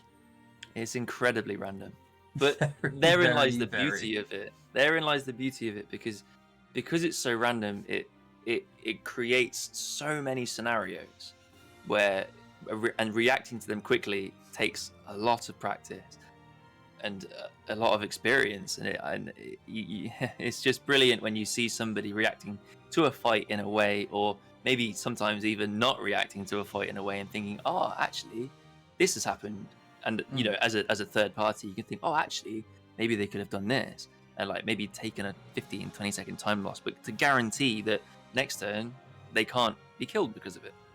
And because the run's so long, 20 seconds here on occasion to save the entire run might be just exactly what you need. Yeah, I mean, I think that's part of what, if you don't mind me saying, like sets apart some of the top runners in FF9 from others. Just like knowing what to do in almost every single situation. I've had myself like tranced on X or Y boss, and then you'll just have a runner there where I'm like, well, I guess I'll attack because I'm not entirely sure I know what to do. Top runners sit there, oh, click of the fingers, oh, you do this and this, and then they die. Easy, just like that. And that goes into my next... Oh, no, go on. Sometimes it just takes being in that situation and being hit by it and thinking, oh, well, I wasn't expecting that. And then after that, or maybe that situation never arises for you, but someone's going into a fight and their trance is right next to popping, and you can be like, hey, this does this. This, you know, you can use Grand Lethal. It'll do this much damage, this much range. You can use it on these turns to, you know, after this point, it's no good. And just... the ways that you can apply things and how you can apply them, because it's ultimately a good chunk of it's out of your control. Yeah. And what I was saying, like, it goes into the next question rather nicely. Like, trance as a game mechanic is pretty random, fits into the theme of FF9 wonderfully in that regard, but it also makes it just so incredibly difficult to plan it into a speed run, just because of how random it is. What are some of like the best and worst places to get trance? So the absolute, probably the absolute worst place that you can experience trance is against the Haka, because trance is something that happens on its own. When it activates, it instantly takes control of one of your one of the options in your combat menu. For Zidane, the one that you're typically interested in, it goes over his skill slot, which usually, well, I say usually, it's actually more often a pain than most of the other characters, because it overwrites his flee. That skill is where he has access to flee, and another ability we use, Soul Blade, which is a good chunk of the way that we deal damage to Tahaka. Because we can't Soul Blade after we trance, unless we've already queued it by miracle. We've already managed to. If we tell Zidane to do it before he trances, then he'll continue to do it. But if he trances instantly, let's say, before the fight really gives us a chance to do anything, we're then on these awful trance strats, and there isn't really a backup. It's just don't get it. There isn't really a good way out of it. It's just use the abilities that you've got and deal the damage that you've got, and just kind of suck it up a little bit, really. That is absolutely brilliantly true. I'd never even considered Tahaka as, like, as soon as you said it, I was like, oh my lord, that is actually the worst place you can get trance. That would be the worst. Yeah, the only thing I could think of off the top of my head, I thought it would be the Festival of the Hunt and getting it on the squirrel. That one's bad. Yeah, but ultimately, getting it anywhere is bad if you don't want it, and usually that means either at the end of a fight. Typically, I mean, I had a fight just the other day against Ark, and he had normally it's like a 2 or 3 turn fight. They'll get 2 or 3 actions against you, but with the number of preemptive like strikes that I had, and then his 1 turn, I tranced instantly and was able to kill it instantly. And I've never had a 1 turn Ark before. It was absurd. Like, sometimes it's incredible, but more often than not, it's a pain. It takes away your flee. There's a huge trancing animation and detrancing animation, which just get in the way. And like, what is the absolute best place to get trance? The absolute best place to get trance is typically anything with Zidane where you have access to a damaging ability. That, you know, I say damaging ability, I mean something that will deal considerably more than you have access to typically. So Hilgigus is quite good if you can get like a turn 1 Earthshake or something that's guaranteed to not kill Zidane, to give him good damage. It will almost double his damage. You'll be able to kill it ideally after the next turn, depending on the turn. Amarant can be quite good. As long as it's early. If it happens on the last turn when you've already lined up your kill, then you're just spending this time, getting a bit emotional, really. You're annoyed that you have to watch a trance animation and then a de-trance animation right after it. Yeah. Gizmaluka is quite a good one. Again, if you can get it early, there are strategies that you can employ to try your best to make him, because Gizmaluka has a counter mechanic. So you try and make him attack Zidane by not going forward with the traditional strategy of debilitating him with blindness and silence, trying to get him to hit him, trying not to have him die, and then trying to have trance activate, and then trying to use trance to actually kill the boss, all the while him not killing you. And it's just really messy, really messy, really messy, unless it just happens at that perfect moment. And it's one of those things where the biggest piece of advice regarding trance is don't plan for trance, but plan for trance, if you know what I mean. Yeah. Don't go into the fight like saying, I'm going to trance here, but know what to do if you trance in different scenarios. Yes, I do know what you mean, and that second way you put it was considerably better than the first. Well, Brids, thank you so much for your time. Those are wonderful answers. Probably know what's coming now. I've asked everyone so far. What is your favorite Final Fantasy? You have 5 seconds.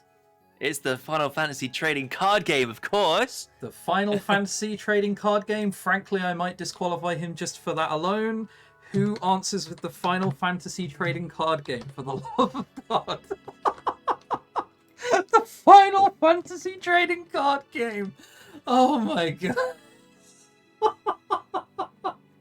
Oh God. You know what makes it worse? Like me laughing at that? Right now, I have a deck of Final Fantasy trading cards that I bought once when I was in Netherlands. You hear this flopping paper here right next to the microphone? That is a booster pack that I bought recently of the Final Fantasy trading card game. I'm nothing if not a hypocrite.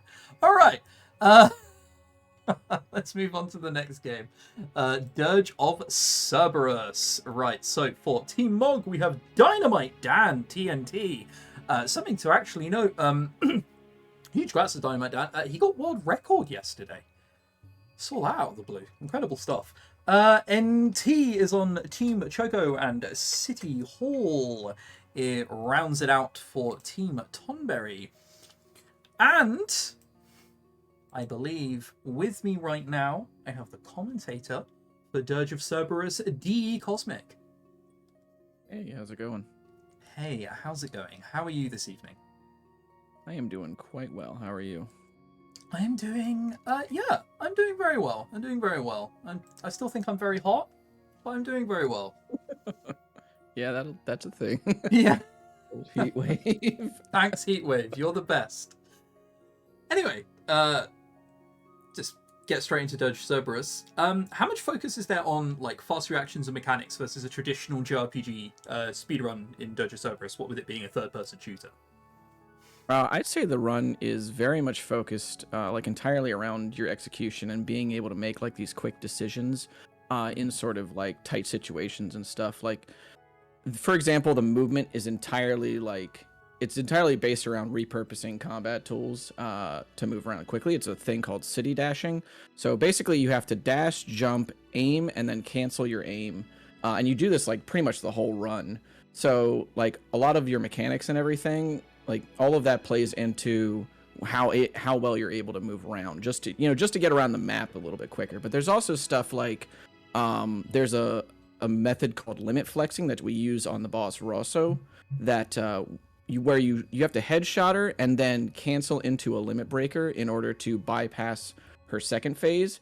And while you're trying to headshot her, like you have to aim the camera around while you're scoped in and just catch her when she's standing still, and then you're able to headshot her and then cancel into the limit break. So that's like a whole reaction thing. There's also another part of that level earlier on where there's like barriers that they're like RNG, and you have to like run in between these mines and everything. So if you get clipped by a mine, you can take a ton of damage and possibly die. So you have to make the decision whether or not you want to bank on the barrier in front of you coming down sooner, or backtrack a little bit to avoid the mine, stuff like that. Okay, I mean, obviously the first thing you said sounded incredibly precise. Are there many more tricks like that across the run that are like really precise, need you to play like really, really well? Yeah, there's a lot of like the chain shot setups. So chain shots in Dirge of Cerberus, as you stack up a chain by killing enemies, your gun will do more damage, and then if you let the chain expire, the next shot that you do has a multiplier on it. And a lot of these chain shot setups that we use to like, do tons and tons of damage to bosses, they're played out over the course of, like 20, 30 seconds at a time. And you have to, run down, like city dash down these long hallways and manage like which enemies you're going to kill when, and how high you're going to build the chain, et cetera, et cetera. And, getting some of this stuff off consistently is just like, you have to make sure that you are in an optimal position to continue the chain. Like, for example, the Manor of Despair chain that we're going to see, I think that's the 4th level. I always get these, these out of order. So you start like in the lobby of like this manor or whatever, and then you have to wrap around like 3 hallways and, open these doors and like city dash, open a door, city dash into the room, kill all these dudes, and then city dash down a huge hallway just in time to get the next guy, to spawn in for you to kill them too, so that you can set up, killing the boss. So a lot of the stuff like in the game that is optimal is really built around just these tight execution moments. Yeah, I mean, the whole it sounds pretty intense. Is it like a very difficult run? I'd say like to just pick it up, it's not too difficult, especially with like the resources that we have now, like in tutorials and stuff. And especially because like of all the backups that are in the run, in terms of like, getting the amount of money that you need for your upgrades and everything. And like you can kind of ease yourself into city dashing. There are other movement techniques like just dash jumping that are a little bit faster than walking around, that you can just use that are a little bit safer. Because if you let's say you're city dashing through an area and you mess up the rhythm of the buttons that you're doing the city dash in, and you have a chain shot, if Vincent melees, that chain shot is gone.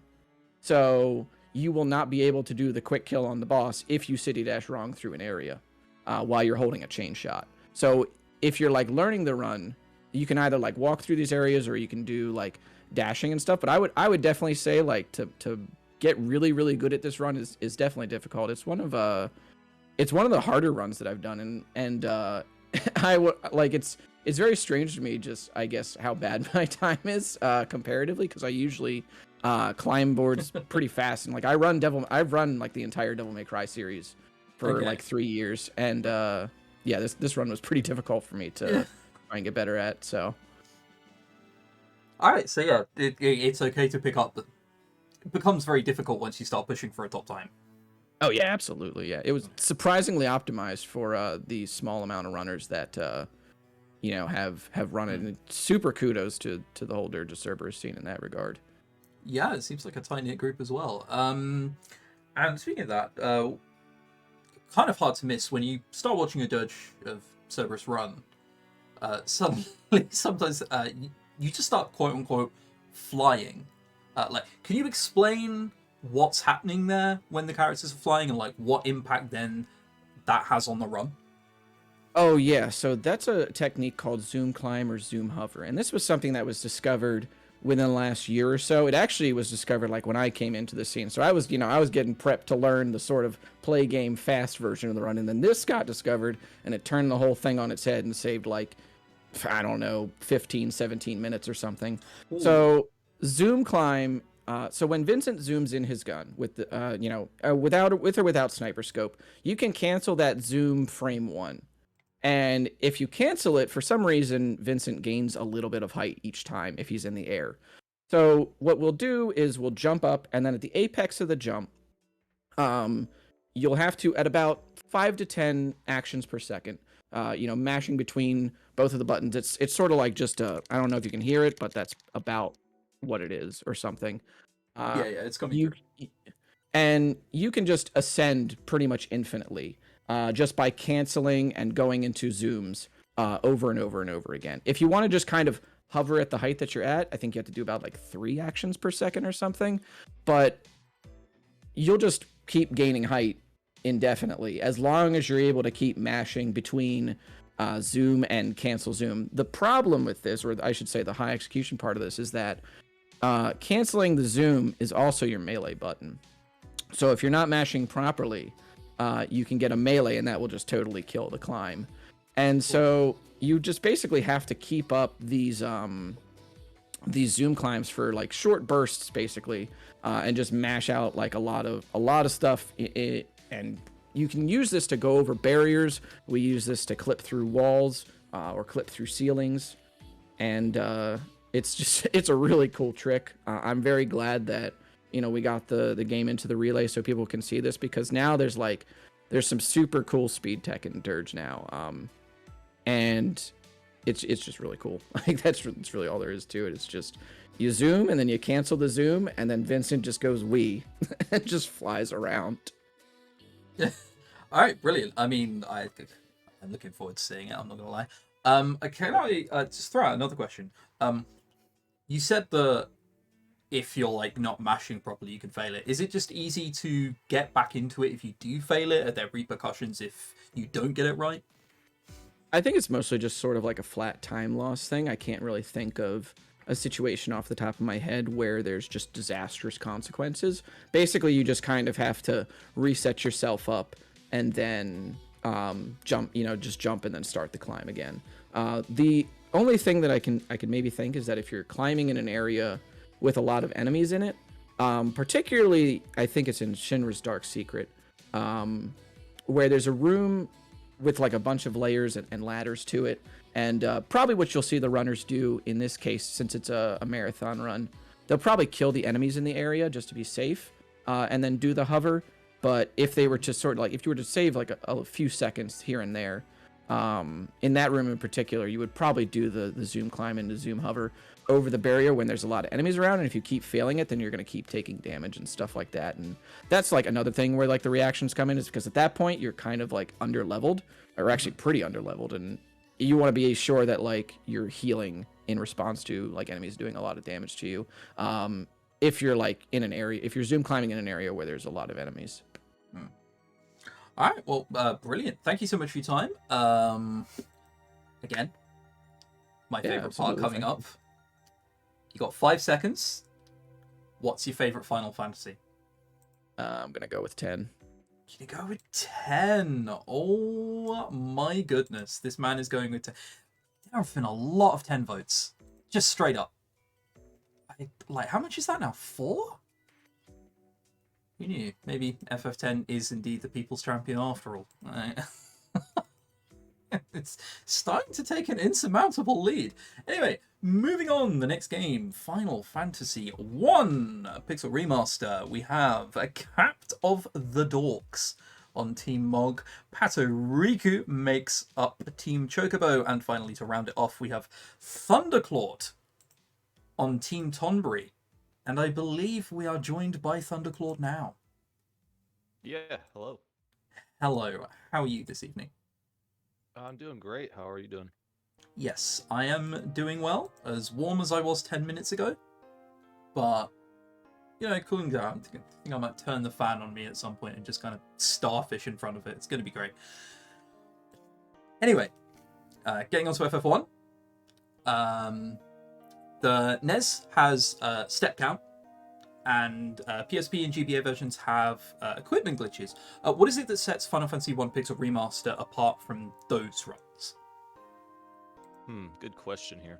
Well, to me, I feel like when I'm playing the Pixel Remaster, the pacing of how you move through the game is good, as far as you're moving through the world maps, pretty good speed. You're not crawling like the NES does. Your battles are fast because you use your auto battle feature, and it speeds up combat quite a bit.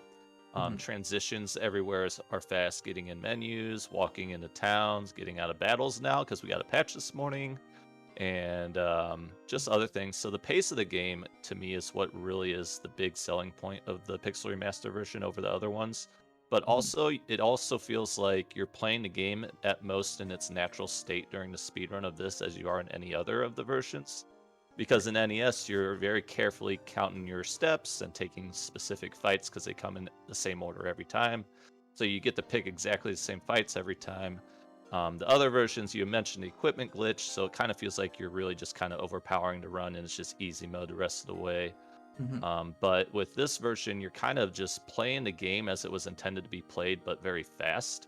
And you have to just adapt to certain encounters, requiring you to know like all enemy stats as far as their HPs go and stuff, and their weaknesses and things like that. And just knowing that information is so much more beneficial in this run because you have to know it for every zone, every enemy, instead of just the ones that you're taking like in NES. So I don't know, it just feels like you're playing the game in its most natural state in the speedrun setting compared to the others.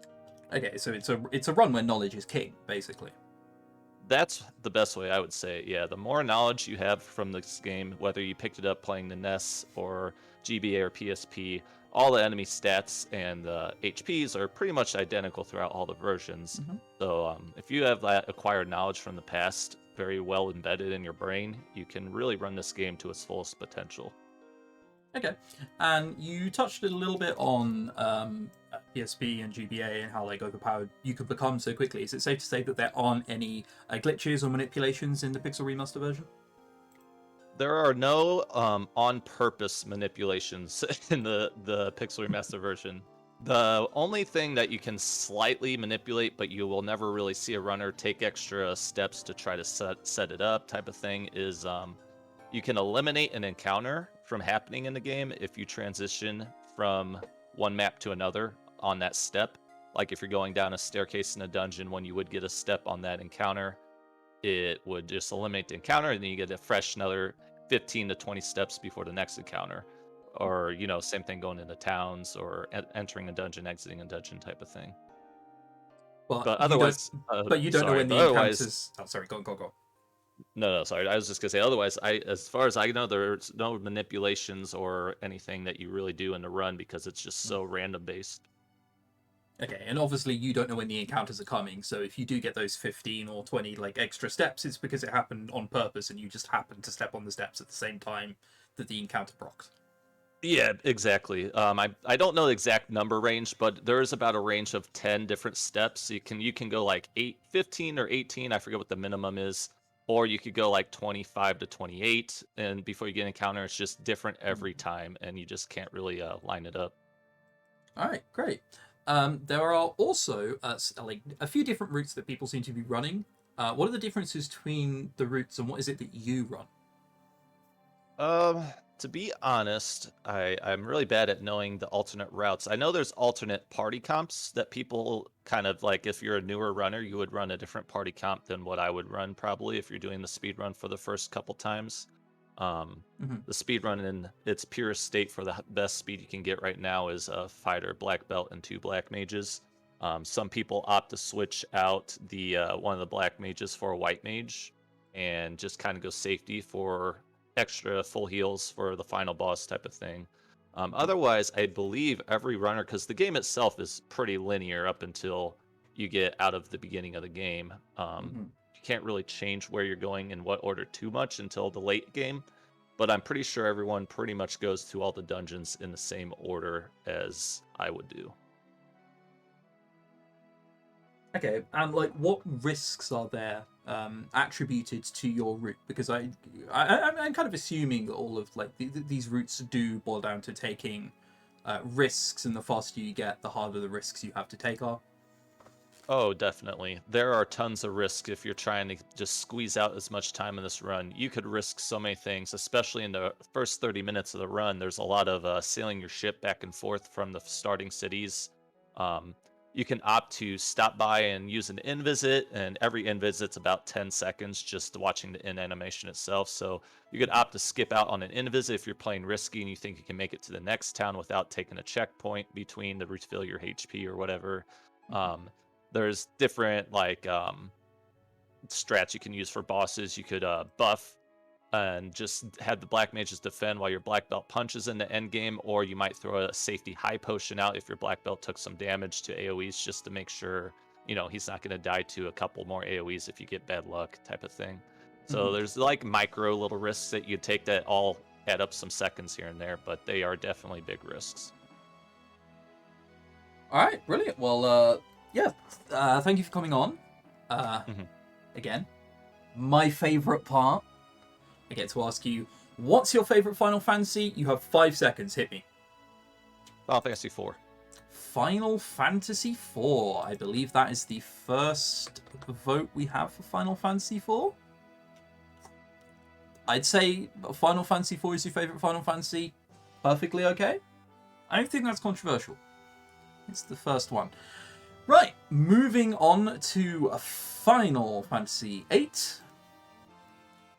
We have Bodcap on Team Mog, Awesome Waves on Team Choco, and Team Tonberry is rounded out with Soph, whom I believe is in the call with me now. Hello. Hello there. How's it going? It's going good. How's the how are you? Yeah, still warm. I will probably make good on my promise to put the fan on me at some point, but who knows? Maybe I'll keep British forgetting can't. until all of tomorrow. Who knows? Yeah. Anyway, moving on to FF8.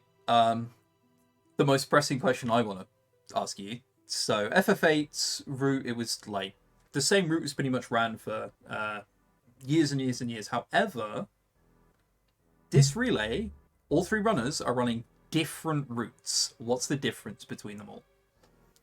It's something. So Bodcap and Awesome Waves is going to be running something called early card mod, which you will see more often on PC, whereas I'm taking the classic approach, kind of, with basically what's more traditionally ran on console, which is the old Quistis and Zol route. It's just I'm doing 1 Fishfin encounter instead of 3.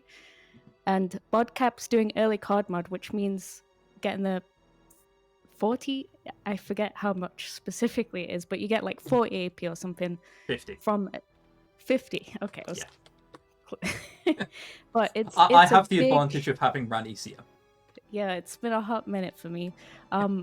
So that 50 AP obviously comes in handy, which means you spend extra time killing, or slightly killing. You don't technically kill it, but you'll see that when the run's in, because it's too much to explain today. But yeah, so you get those 50 AP up front, which gives you a lot more power over my route. So the scary parts come mid-game for me, as opposed to with Bodcap and Waves. You'll see that like the real big difference between the routes.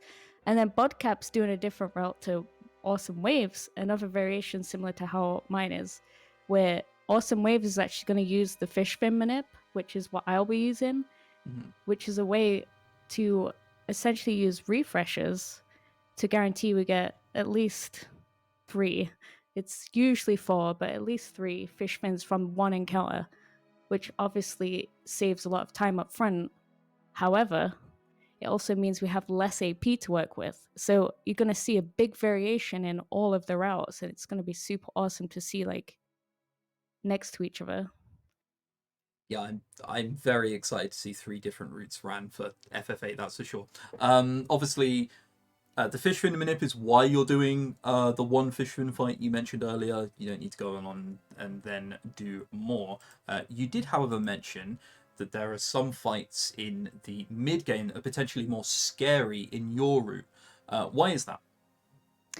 It's essentially because of the name of the route, early card mod. You get in card mod very early, which is probably the most useful ability in the whole run, whereas I'm getting it quite late. So it's, I guess mid-game is a bit generous to say, but definitely end disc 1. Diablo is my biggest worry because we have to rely on Zell Duel, and I don't have the instant HP crit like you do on early card mod. I don't have any of the strength. I'm just relying totally on Zell's gravity move. The name has escaped me for what it's called. Meteor Strike, I think.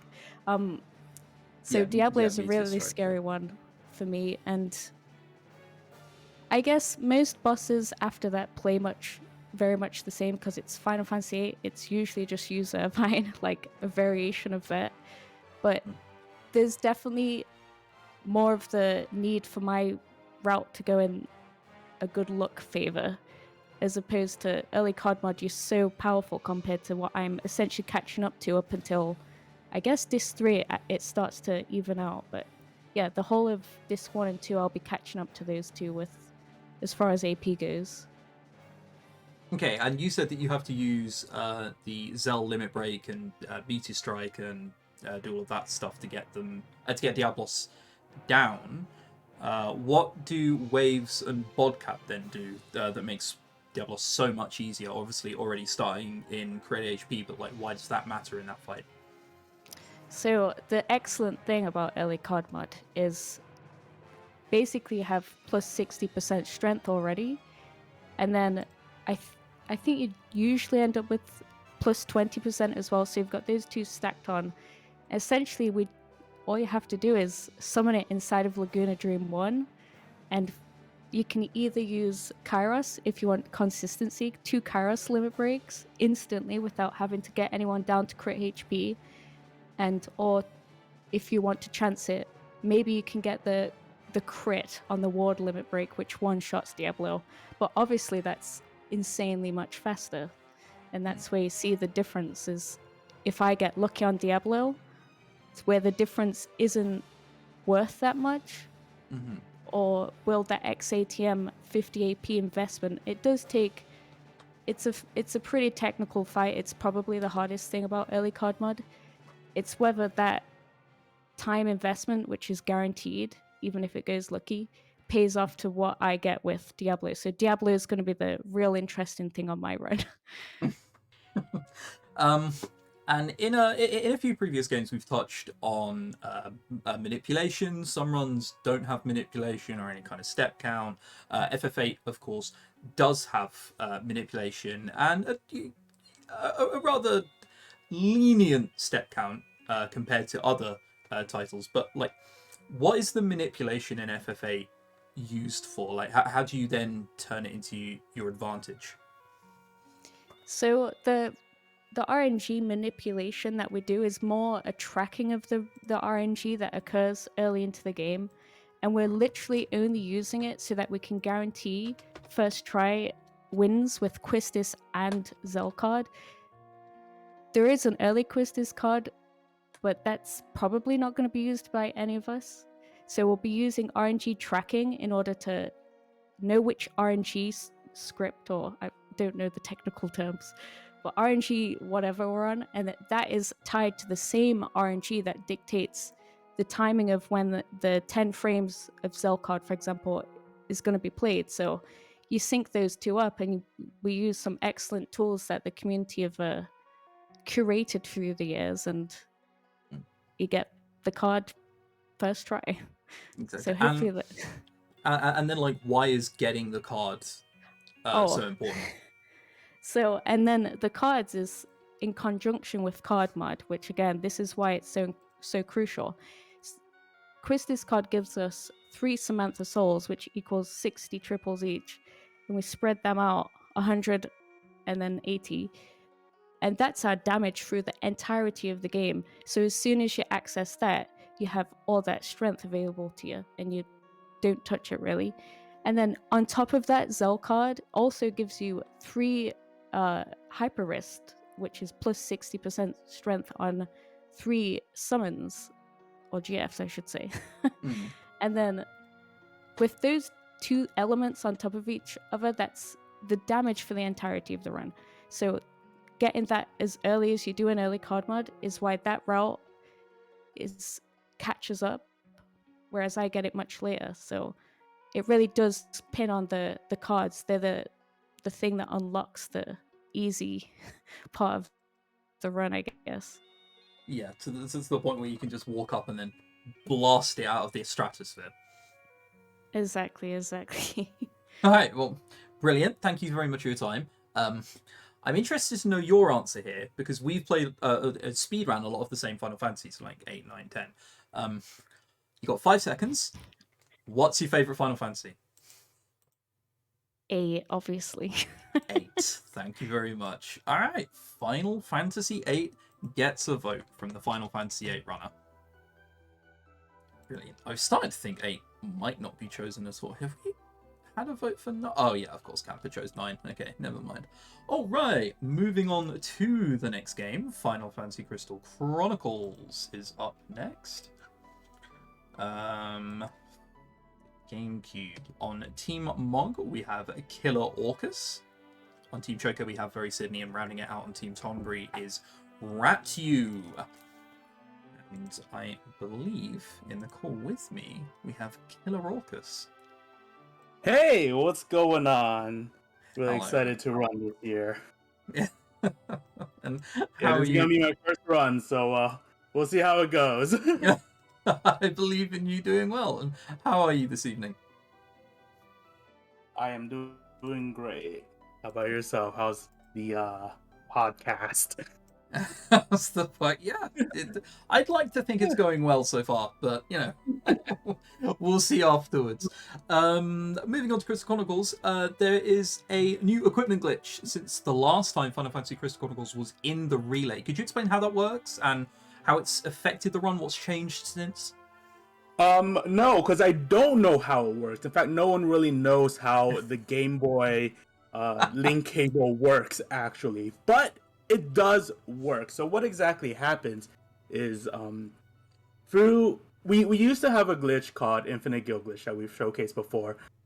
You go to the Game Boy menu, you click select twice on a letter. Every year your family will send you a letter. You click select twice, which brings you back to the game and then back to the Game Boy screen.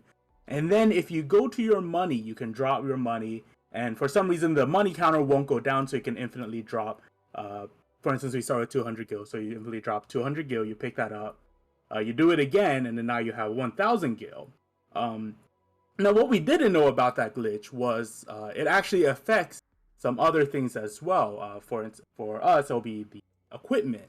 Apparently, the Japanese people knew about this forever ago, but they just didn't tell us. But because nothing came out of it until now, we just never really cared about it. So last year we ran remastered, and in between last year's run and this year's, I think, Mana Claw, who is the current world record holder, played around with it, and it turns out that we could actually equip some of our equipment onto the other slots. We have 4 slots. It's going to be the weapon, armor, accessory, and thinking on one.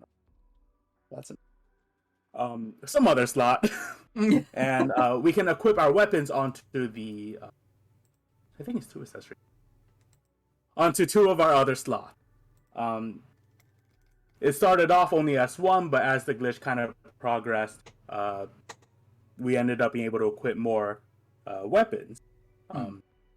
So now at the beginning of, quote unquote, the beginning of the run starts with 1 dungeon, and then if you're running 2 GBAs, which the game FFCC is a game where you can connect your Game Boy link cables in, and you can play multiplayer with a group of people.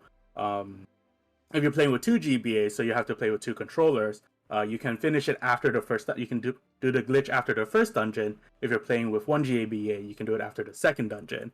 After that dungeon, you're pretty much set off with 85 strength. The cap is 95 strength. So you're just 10 strength off from being the most powerful character there is in the game.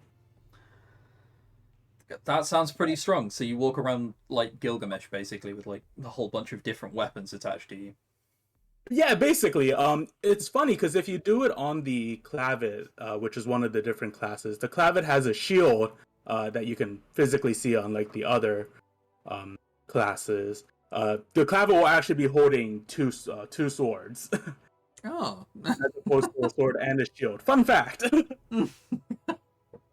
Alright, I mean, that's very neat. Also, the game has 4 different playable races.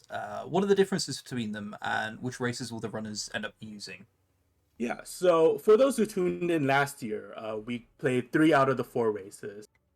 We had 1 Clavet, who is kind of the defense of the group. I guess if you want to put it into different class types, he would be like a tank, sort of. We had a Selkie, who is kind of an all-rounder. Playstyle is kind of hit and run, but It's a speed run. Who hits and runs, right? And Yeah. then the Lilty is supposed to be the offensive one of the team. And then there's the Yuke, who is the magic caster. Unfortunately, Yukes are very slow as they have lower attack. And they have the fastest casting speed out of all of them. In the game, you have to pick a Magicite in order to be able to cast spells. So when you start off in a dungeon, you're not able to cast any spells at all. So you have to rely on your normal attack. Ukes have the worst one, so they're gonna be the slowest out of the bunch. However, we can't do that in this one because of the new glitch. As I mentioned earlier, we get letters every year, and because the new glitch, which we call GBA Equip Swap, requires you to have a certain type of letter, which we haven't figured out exactly what makes that letter different. We've only played with the Lilty. All the other classes do have their respective letters that give them the swap, but the Clavet one, the fastest one, I believe, is like 30 minutes in the run. The Selkie one is like around the same time. The Uke one's, I think, like second year or something. And then the Lilty one just happens to be the fastest. We get that one pretty much right off the bat, which is why in this year, everyone will most likely be running Lilty. The Selkie run is still possible. The main difference between the two in this run in particular is with the Lilty, you're able to equip 3 weapons and still have your armor. So you can end the run with around 95 strength and 35 defense, which is it's enough to live what you want to live. Meanwhile, the Selkie, on the other hand, they don't get to equip their armor.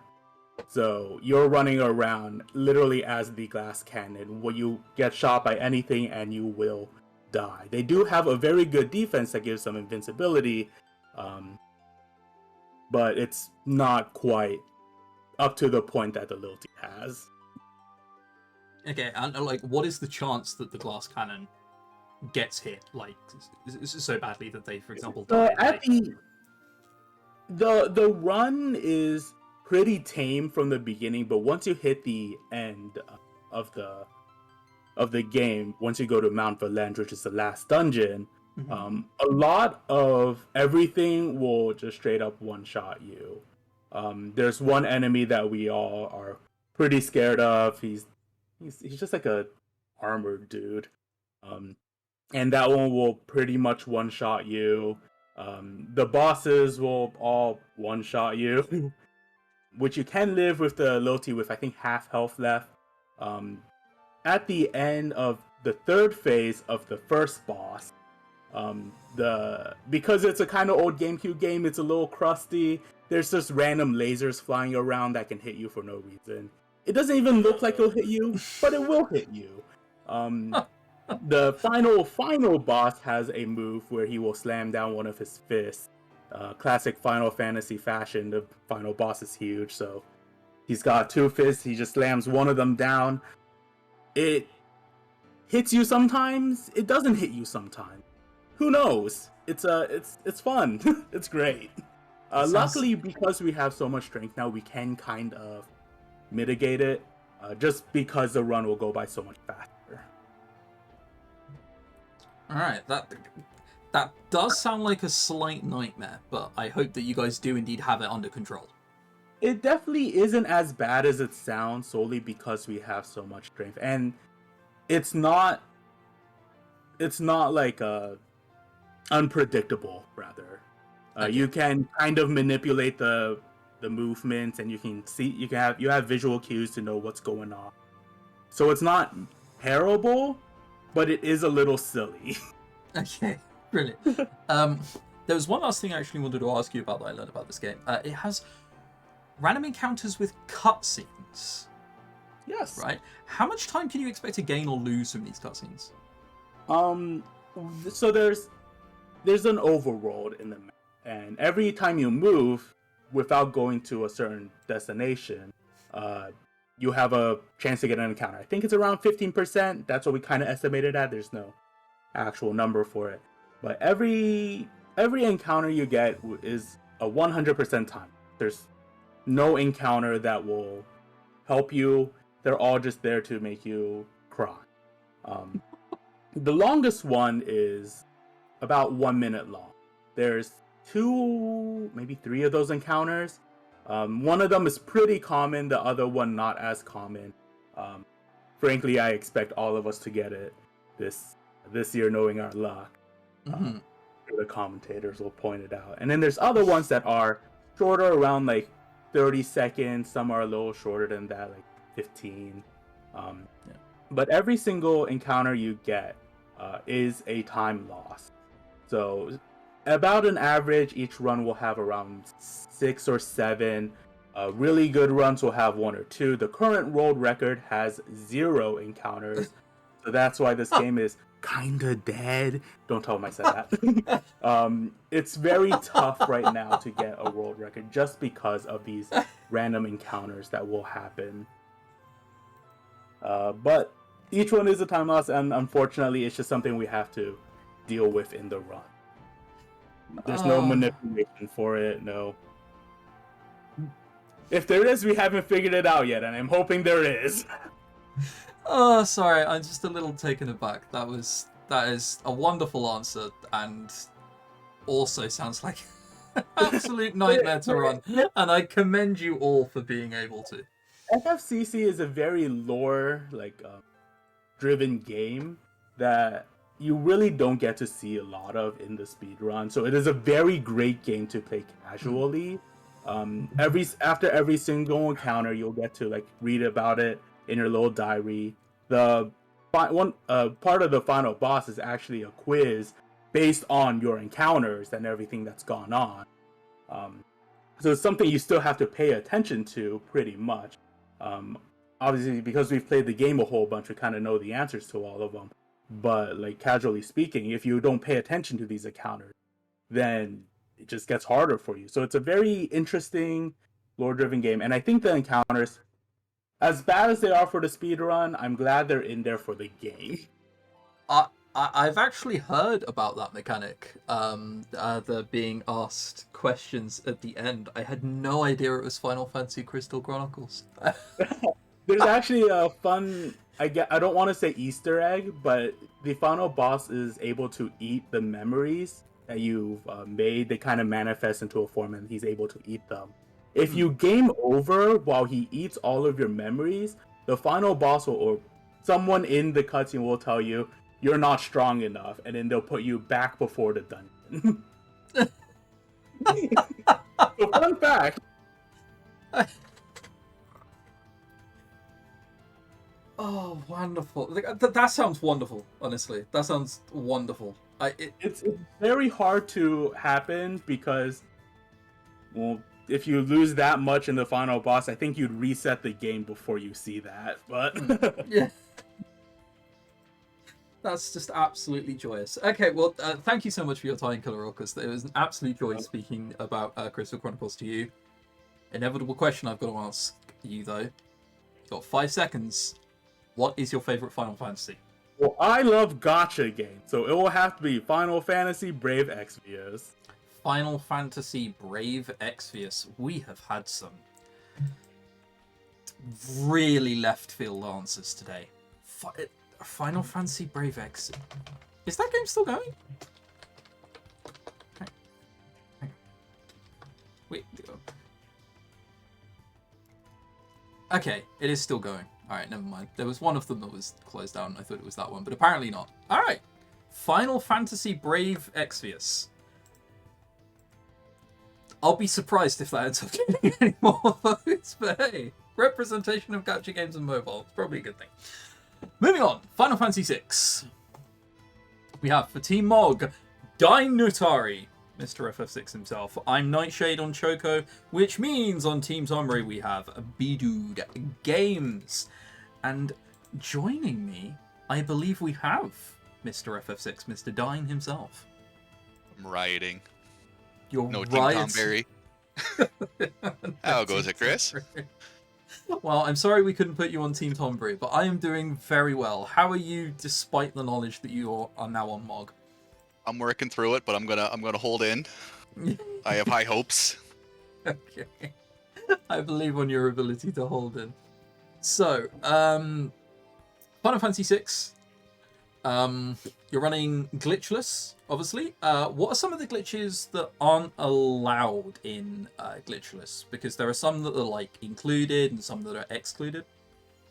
Yeah, we took the rule set from the Japanese runners, so it's kind of like you play the game as the developer intended. So there's no sequence breaking. Recently, in the last couple of years, for anyone that's familiar with the game, there's a timer in Jador Basement that operates 3 doors. You could take that out into the world where the game gets very, very unhappy. You can do a lot of fun sequence breaking with it. The sketch glitch is banned. 52 death glitch. There's also another glitch where Sabin is holding up the house into Zen. You can take that timer, and then with another glitch called coordinate storage and map warping, you can take that timer to the top of Kefka's tower, and instead of beating the final boss rush, you just throw a house at it, and the game ends. So those are some. There are some glitches that there are some things that aren't glitches, but we have banned, like Joker Doom. Vanish Doom obviously is a big glitch that's banned. Vanish Exo and the Nightshade Rage, just because no enemy has resistance to the charm ability. Mm-hmm. And then there's some things we can't get around, like magic evasion bug, NPC manipulation, RNG manipulation, and things like that. Okay, can you touch on the magic evasion bug a little bit? So I'm not even sure I know what that is. So physical evasion doesn't work in the game. Everything is governed by magic evasion. So because the Q&A got pretty rushed near the end of the game, there's a check in the damage formula to see if the attack is coming from Cyan's retort ability, which is kind of his level 2 sword tech, where you charge it up, an enemy will hit him, and then he'll do a counter attack. Well, that ability is magic. So your physical damage will go through the physical damage formula, but then because of a bug in the code, everything resorts from coming back from retort. So you go through your physical damage, and then it checks your magic evasion, and it'll do that for every attack in the game. Right. So it's very easy in the game, especially in Kefka's Tower with like Force Shield and Force Armor, to get a very high magic evasion. The game maxes out at 128%, and in the last boss rush, we're sitting around 121 with Edgar. So on average, he has about an 8% chance to get hit from anything in the game. Right. So as soon as you do get hit, you're allowed to shake your fist at the heavens and Yes. be openly annoyed. Just bad rolls. You just got a bad frame to get attacked on. Yeah. And what are some of the things that are new in FF6 since last year? There's been a lot of just small menu optimizations, especially near the end of the game. Go-Go now has a hero ring instead of a running shoe, which frees up the money route a little bit. It does thankfully get rid of the damage roll possibility on Final Kefka with the fight script, which is nice. During the rest of the run, not a whole lot has changed since the relay last year. A couple more runners have adopted a more safer way to fight cranes, which is by far one of the worst fights in the game. As someone who pretended to run glitchless for a while, I'm very welcoming of any change to crane. Yes, it's very scary as a new runner. The cranes fight is just, it can go downhill very, very quickly. So some of the runners have kind of changed and modified Muchiha's safer cranes fight just to be a little bit faster or a little bit safer. And then a lot of it has just been very slight menu optimizations at the end, which ended up saving a good 45 seconds to a minute. It was a very significant chunk of time. That is a lot of time for just like menu optimizations, honestly. You touched on making cranes fight easier. Can you maybe like touch upon why it's so like nightmarish beforehand and why it's safer now?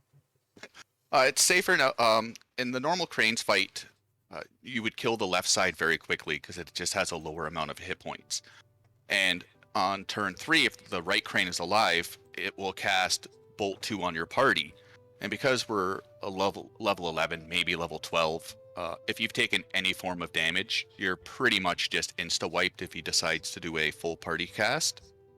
So the newer strat is to just slow down the fight a little bit and keep the left crane alive. And then what happens is, just to keep it alive a little bit longer, sorry, I should say. And then after you kill it, instead of it doing the Bolt 2, it'll cast a buff ability on itself called Magitech Barrier, which is Shell and Haste, or Shell and Protect, which is increased magic resistance and increased physical resistance. So you're taking that potential party wipe turn out of it for a useless buff attack where he's going to die before the next turn. I can't wait to learn it, honestly. That sounds amazing. B-Dude actually has a very good tutorial video for it on his YouTube channel. Alright, I shall go and look it up as soon as I'm doing FF6 again.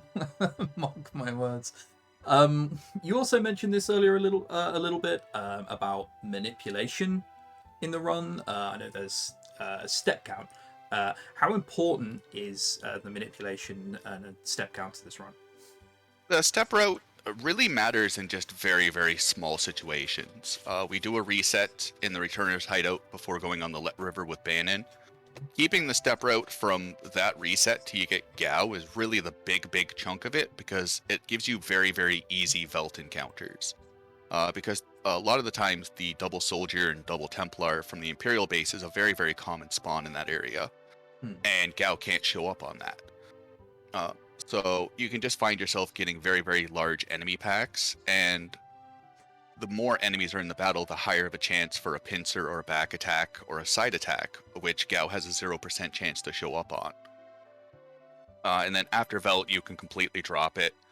World of Ruin, it makes the Celis grind easier, but it's definitely not needed. And then Kefka's Tower is very nice to have it just to skip the unrunnable encounters with GT Behemoths or Land Movers. But even if you drop it, there are backups to get through Kefka's Tower. If anything, step route throughout the run just makes it a consistent run, but it's by far not needed. Right, so it's one of those things that as soon as you're going for a top time and trying to optimize, that you probably need, but until then, you're probably fine without it too. Yeah, if you start on the appropriate seed and just do the resets, even that will just help you out quite a bit. And then if you drop step, it's kind of like you're going to get an encounter 2 steps earlier. I don't have a lot of knowledge of Final Fantasy V step route, but from what I've been told in that route, if you drop like 1 step, everything just falls apart. It depends where, but I mean, pretty much, yeah. Yeah. Where in 6, if you just drop 3 steps, you're just going to get the encounter 3 steps sooner. So you're not really, it's not route changing. Okay, so like it's not great, but it's fine. Yeah. Okay, it great. works in a pinch. Yeah, great. Obviously, you also touched upon sketch, no sketch and things like that. This is the glitchless category. You can't use any glitches. How do you defeat a lot of the bosses? Because obviously you're very low level for a lot of the run. The game is very heavily favored towards just magic damage. Giving Sabin's blitzes are stupidly overpowered, and then giving him double earrings, because Aurabolt and Phantom Rush are both magic. So we get a nice 50% damage bonus for 2 earrings or 25% from 1. And then Edgar has a lot of good tools with Drill, which is a physical-based tool that ignores defense, or Flash, which is a magic-based AoE ability that doesn't suffer from split damage. So if you're targeting more than 1 enemy, whether it's 2 or 6 on the screen, everyone takes 50%. So having that Flash not take that 50% cut does really good for multiple enemies on the screen. And then Drill just ignoring physical defense is just very good consistent damage you can route around. Also we play on battle speed wait, so there's a lot of ATB waiting, where if you go into a submenu, the ATB in the battle is universally paused. So instead of just queuing up 4 people and letting the enemy get a lot of ATB during animations, we're actually trying to prevent the amount of turns the bosses get. So if we queue everything up, they're going to get 5 turns, or if we ATB wait, they only get 3, which allows us to potentially skip a lot of their really scary attacks. Mm-hmm. All right. Well, thank you very much for your time. Those are brilliant, concise answers. Thank you so much, Ty. Thank you very much. Thank you for having me. Gonna ask you a question now. Let's be real here. You're either going to surprise me or I'm not surprised at all, and there's no in between here. There's no mild shock. You're either going to say FF6, and I'm not going to be surprised, or you're going to say something else, and I'm going to be very shocked. 5 seconds. What's your favourite Final Fantasy? Mystic Quest. Mystic Quest. I am very, very, very, very, very surprised. Mystic Quest. Wow, we've had an incredible amount of just surprising answers. Just not mainline Final Fantasies. Final Fantasy Mystic Quest.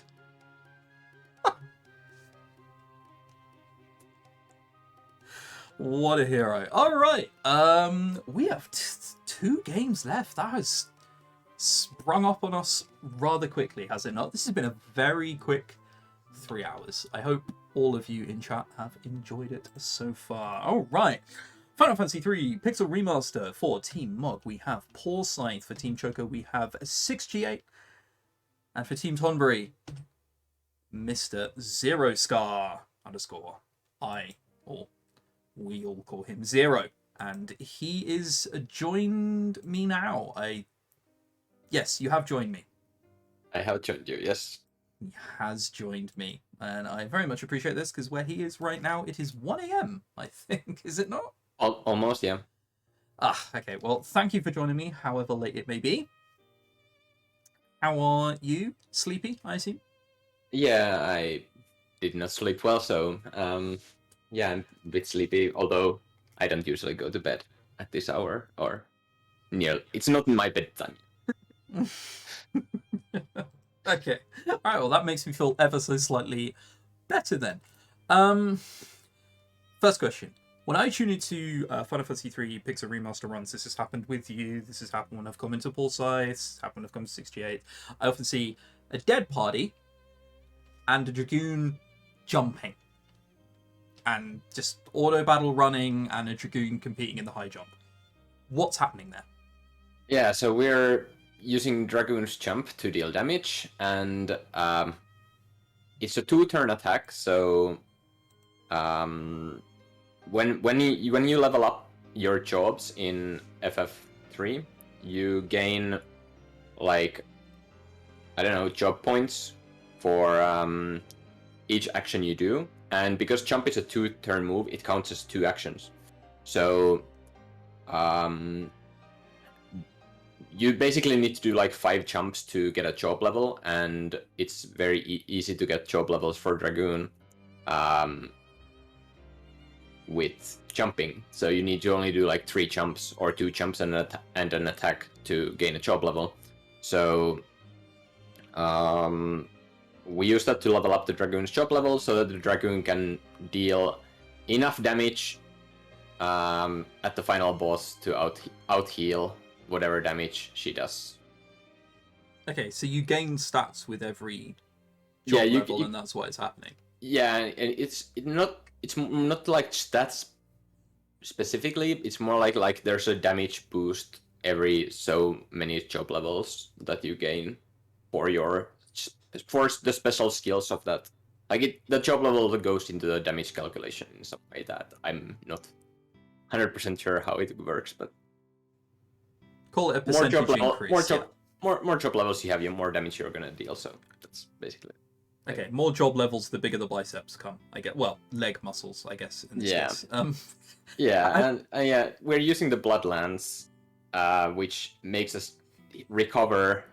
If you have 1 Bloodlance equipped, you recover 25% of the damage you deal, and if you have 2 Bloodlances equipped, you recover half of the damage you deal to the enemy of your HP. So you need to deal enough damage to be able to heal enough, so you survive long enough with just 1 character. Okay, how many levels do you normally end up getting Dragoon on your Dragoon on like your average run? Well, I think level-wise, he ends up being like level 50 to 55 at the end of the run. Okay. As far as job level, it depends on the route. Some runners go for like 85, some runners go for 99. So I'm not sure what the other runners are gonna do. I might go for the level 99. Might go for the level 99? Well, that's my plan at the moment. Unless something changes in the next couple of days, then I will go for level 99. Okay, brilliant. Well, let's not hope for any last minute patch that changes No, everything and like desperately needs. We had a last minute patch that didn't change that much. Okay, at least let's that's hope. what I've heard. I just had a horrible RNG with whenever I've ran with that patch, and I've never gotten past like the 1 hour without being so frustrated that I quit. But I will do some practice runs later this week. Okay, I believe all will change in the relay. You'll come on trumps. So, Cloud of Darkness, absolutely notorious boss, absolute nightmare in like almost every single version of Final Fantasy III. How is Cloud of Darkness in this version? Okay, so well, I have a little bit of backstory. So I initially learned like a few years ago. I learned the DS run for FF3.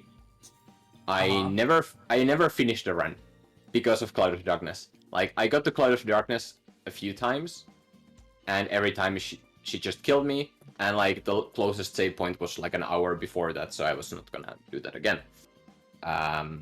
After like on top of like then it was like a 7-hour run or something. At least for me when I was starting, and so it was awful. We used like I think it was like scholars were dealing damage. Maybe there was like occasional use of like a ninja or something, but but now we just have the Dragoon. The one Dragoon will solo the fight, and you hope that you don't get hit twice in a row too much. So the entire fight is just jump and auto battle and hope you win. That's like... Okay. So like how likely are you to win any given Cloud of Darkness battle? Is there like a flat percentage chance you can give me? Is it depending on the day?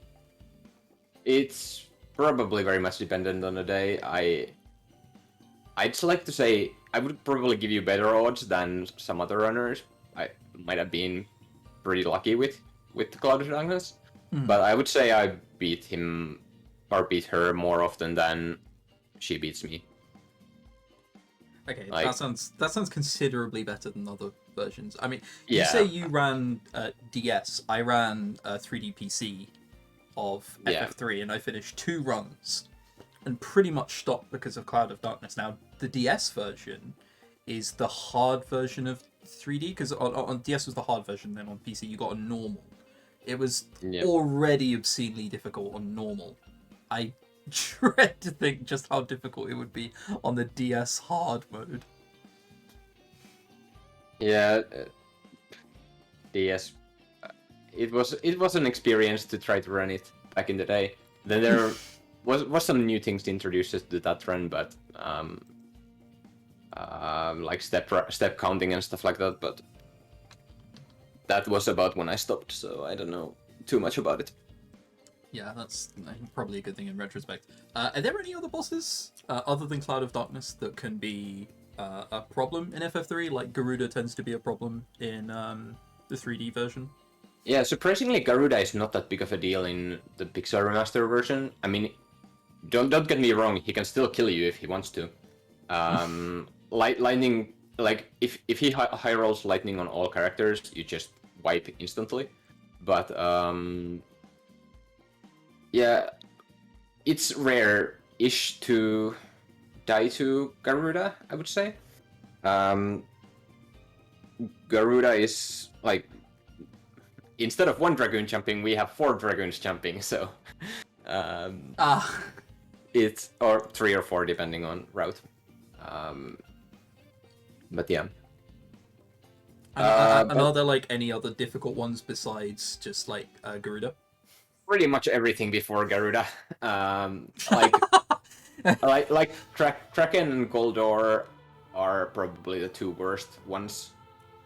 Kraken, depending on how Hein fight goes, because if Hein decides to be weak to lightning, then you're using extra Zeus's Wraths on that fight, and then you can be short of them in the Kraken fight, and then like Kraken is just like, he uses Blizzaga, which can one-shot my characters, and he uses it a lot. And it's a roll to, like, you can survive, but it's, if he decides to get his turn first and instantly kill someone, you're probably gonna be dead. And second fight is Goldor. Goldor just has a lot of HP and can use Confuse and stuff like that, and it can be annoying. Alright, so there are a lot of bosses that can cause trouble, but it's okay, because at the end of the day you get to see a Dragoon jumping very high. Yeah, at least like the there's the autosave, so even if you die, you don't lose that much time, you know? Yeah. And probably the most interesting thing about the run, I would say, is the stuff between stuff before Clouds of Darkness, because there we're using we intentionally petrify a character to, because in FF3 enemies can target or at least in the Pixel Remaster version, enemies can target a petrified character, but their moves will always miss. And so we will have a character petrified and the Dragoon jumping, and in the turn where the Dragoon is in the air, the enemy is forced to target the petrified character to keep our Dragoon safer. Yeah, I mean, that sounds like a pretty interesting strat. I think that is, for whatever reason, every time I tune into a Final Fantasy III Pixel Remaster run, it's always that bit. There's a petrified white mage, 2 dead characters, and a Dragoon jumping. Every single time, no matter what. That's pretty much how the end game goes. Alright, well, thank you very much for joining me, Zero. I will let you be on your day. However, before you go, the question: what is your favorite Final Fantasy? You got 5 seconds. The first Final Fantasy I ever played, so FF12. FF12. That is, I mean, if you know Zero and you're surprised by that, frankly, I was expecting Dine to give a similar answer about FF6, but maybe I shouldn't have expected it from Zero, but Final Fantasy 12. I think it's expected. Alright. It's the final game. We're nearly there. Final Fantasy 15. Any percent, no active menu glitch. Team Mog, Barbatos. Team Choco, Matty Ice 86. And Team Tonbury, DTG. And joining me, I believe, we have Kios, who will be commentating Final Fantasy 15. Good evening. I'm suffering from success. Good evening. He is indeed suffering from success. You can hear how wonderfully downtrodden he said that to prove his point. We all good. It's good. It's good. I like it. It gets other people into the mix, people that are running in like the same time groupings. I think it'll be a good competition. Yeah, I hope so as well. So, I introduced the category. It's the no active menu glitch. But what exactly is the active menu glitch? So, as far as I've come to understand it, like maybe not ones and zeros in depth, but to me, it's basically like a lot of. It bears a lot of similarities to old like event stack overflow glitches. What we do is we menu quickly enough that the game doesn't have the ability to clear the fact that it's in a menu and open another menu on top of that, and then we initiate a combat where we get knocked out of that menu setting to a different set of basically dialogue boxes. Mm-hmm. And the game never gets a chance to reset the count fully to 0. And what that enables us to do is pretty much deload about 90% of the invisible walls in the game, most of the enemies, pretty much anything that really gets in our way. So it's a very interesting category. It's about 3 hours shorter than this one. But in terms of like maybe presenting it in a series relay, it's probably not the best category, I would say, to show off. So we didn't go with that one. Yeah. Okay. Well, I mean, that kind of answers what I was going to ask next. Of the out of bounds stuff is being found. How many uses are there in the speedrun? I presume they're then all AMG related. There is one out of bounds glitch, technically a glitch. If you remember, if anyone in the audience remembers chapter 10, which is where you take the train out to Cartanica. And you go through this basically mine. You used to have to like find these generator keys, and then they redid how that worked and redid it. Well, on the last iteration, they for some reason left a collision on this. What it's supposed to be a texture, honestly. You're not really supposed to be able to climb onto this thing. But you can basically jump onto a drill bit that's sticking out of the side of the wall and jump into a hole, which drops you all the way down to the boss room. With a little bit of menuing. If you don't make your movements correct, you will fall through the entire map, and it's a bit of a time loss. But that's the only one that's still kind of in, I guess, an out of bounds, but is allowed within the game because you're not doing anything actually, like you don't have to set it up. It's just part of the run. And like, how precise is doing that trick? It's not too bad as long as you get up on the drill bit. You have a pretty decent like kind of alleyway to get through it. You just have to make sure you throw at least one attack while you're in midair to get yourself over enough. Otherwise, the sides of the pit that you fall into don't actually have collision until a certain point, and you can just slip through that and just end up a couple kilometers beneath the map. So if you do end up several kilometers below the map and falling forever, how far does that then put you back? Presumably you have to like load a previous autosave. Yeah, you just load the previous autosave, to be honest. So maybe like a minute and a half, 2 minutes maybe, depending on like what kind of console you have. Oh, okay. So that's not... It's not a run killer. It's just more of a, wow, this is embarrassing kind of a thing.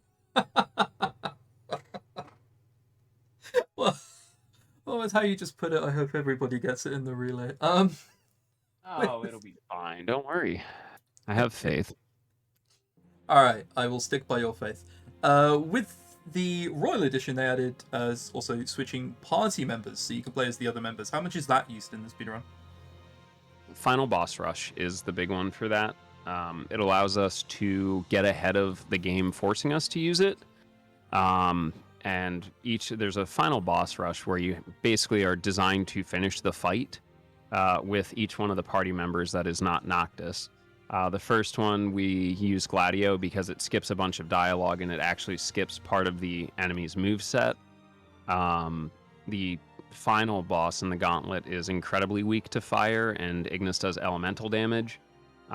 If things go bad for the in-between boss, we can abuse Prompto's special ability to just basically put an instant end to the fight, which is also pretty nice, because it prevents it from just kind of going on for way too long. All right, that's sick. Something I did want to ask you. Used to speedrun FF12. Yeah. I won't say notoriously, but I mean it's FF12. What made you start running Final Fantasy 15? They needed a runner for Final Fantasy Series Relay 3.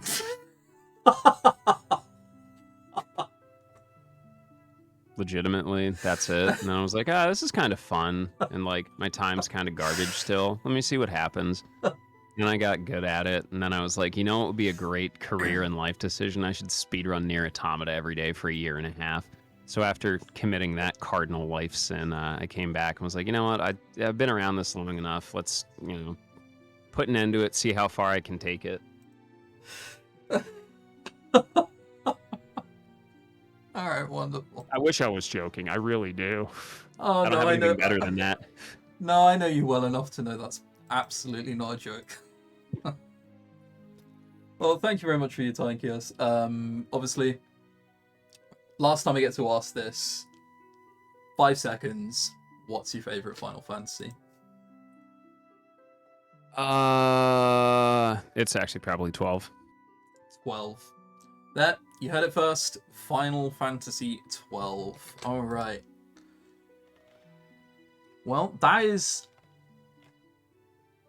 every interview done, and I believe that Final Fantasy X emerges as the best Final Fantasy. So, you heard it here first.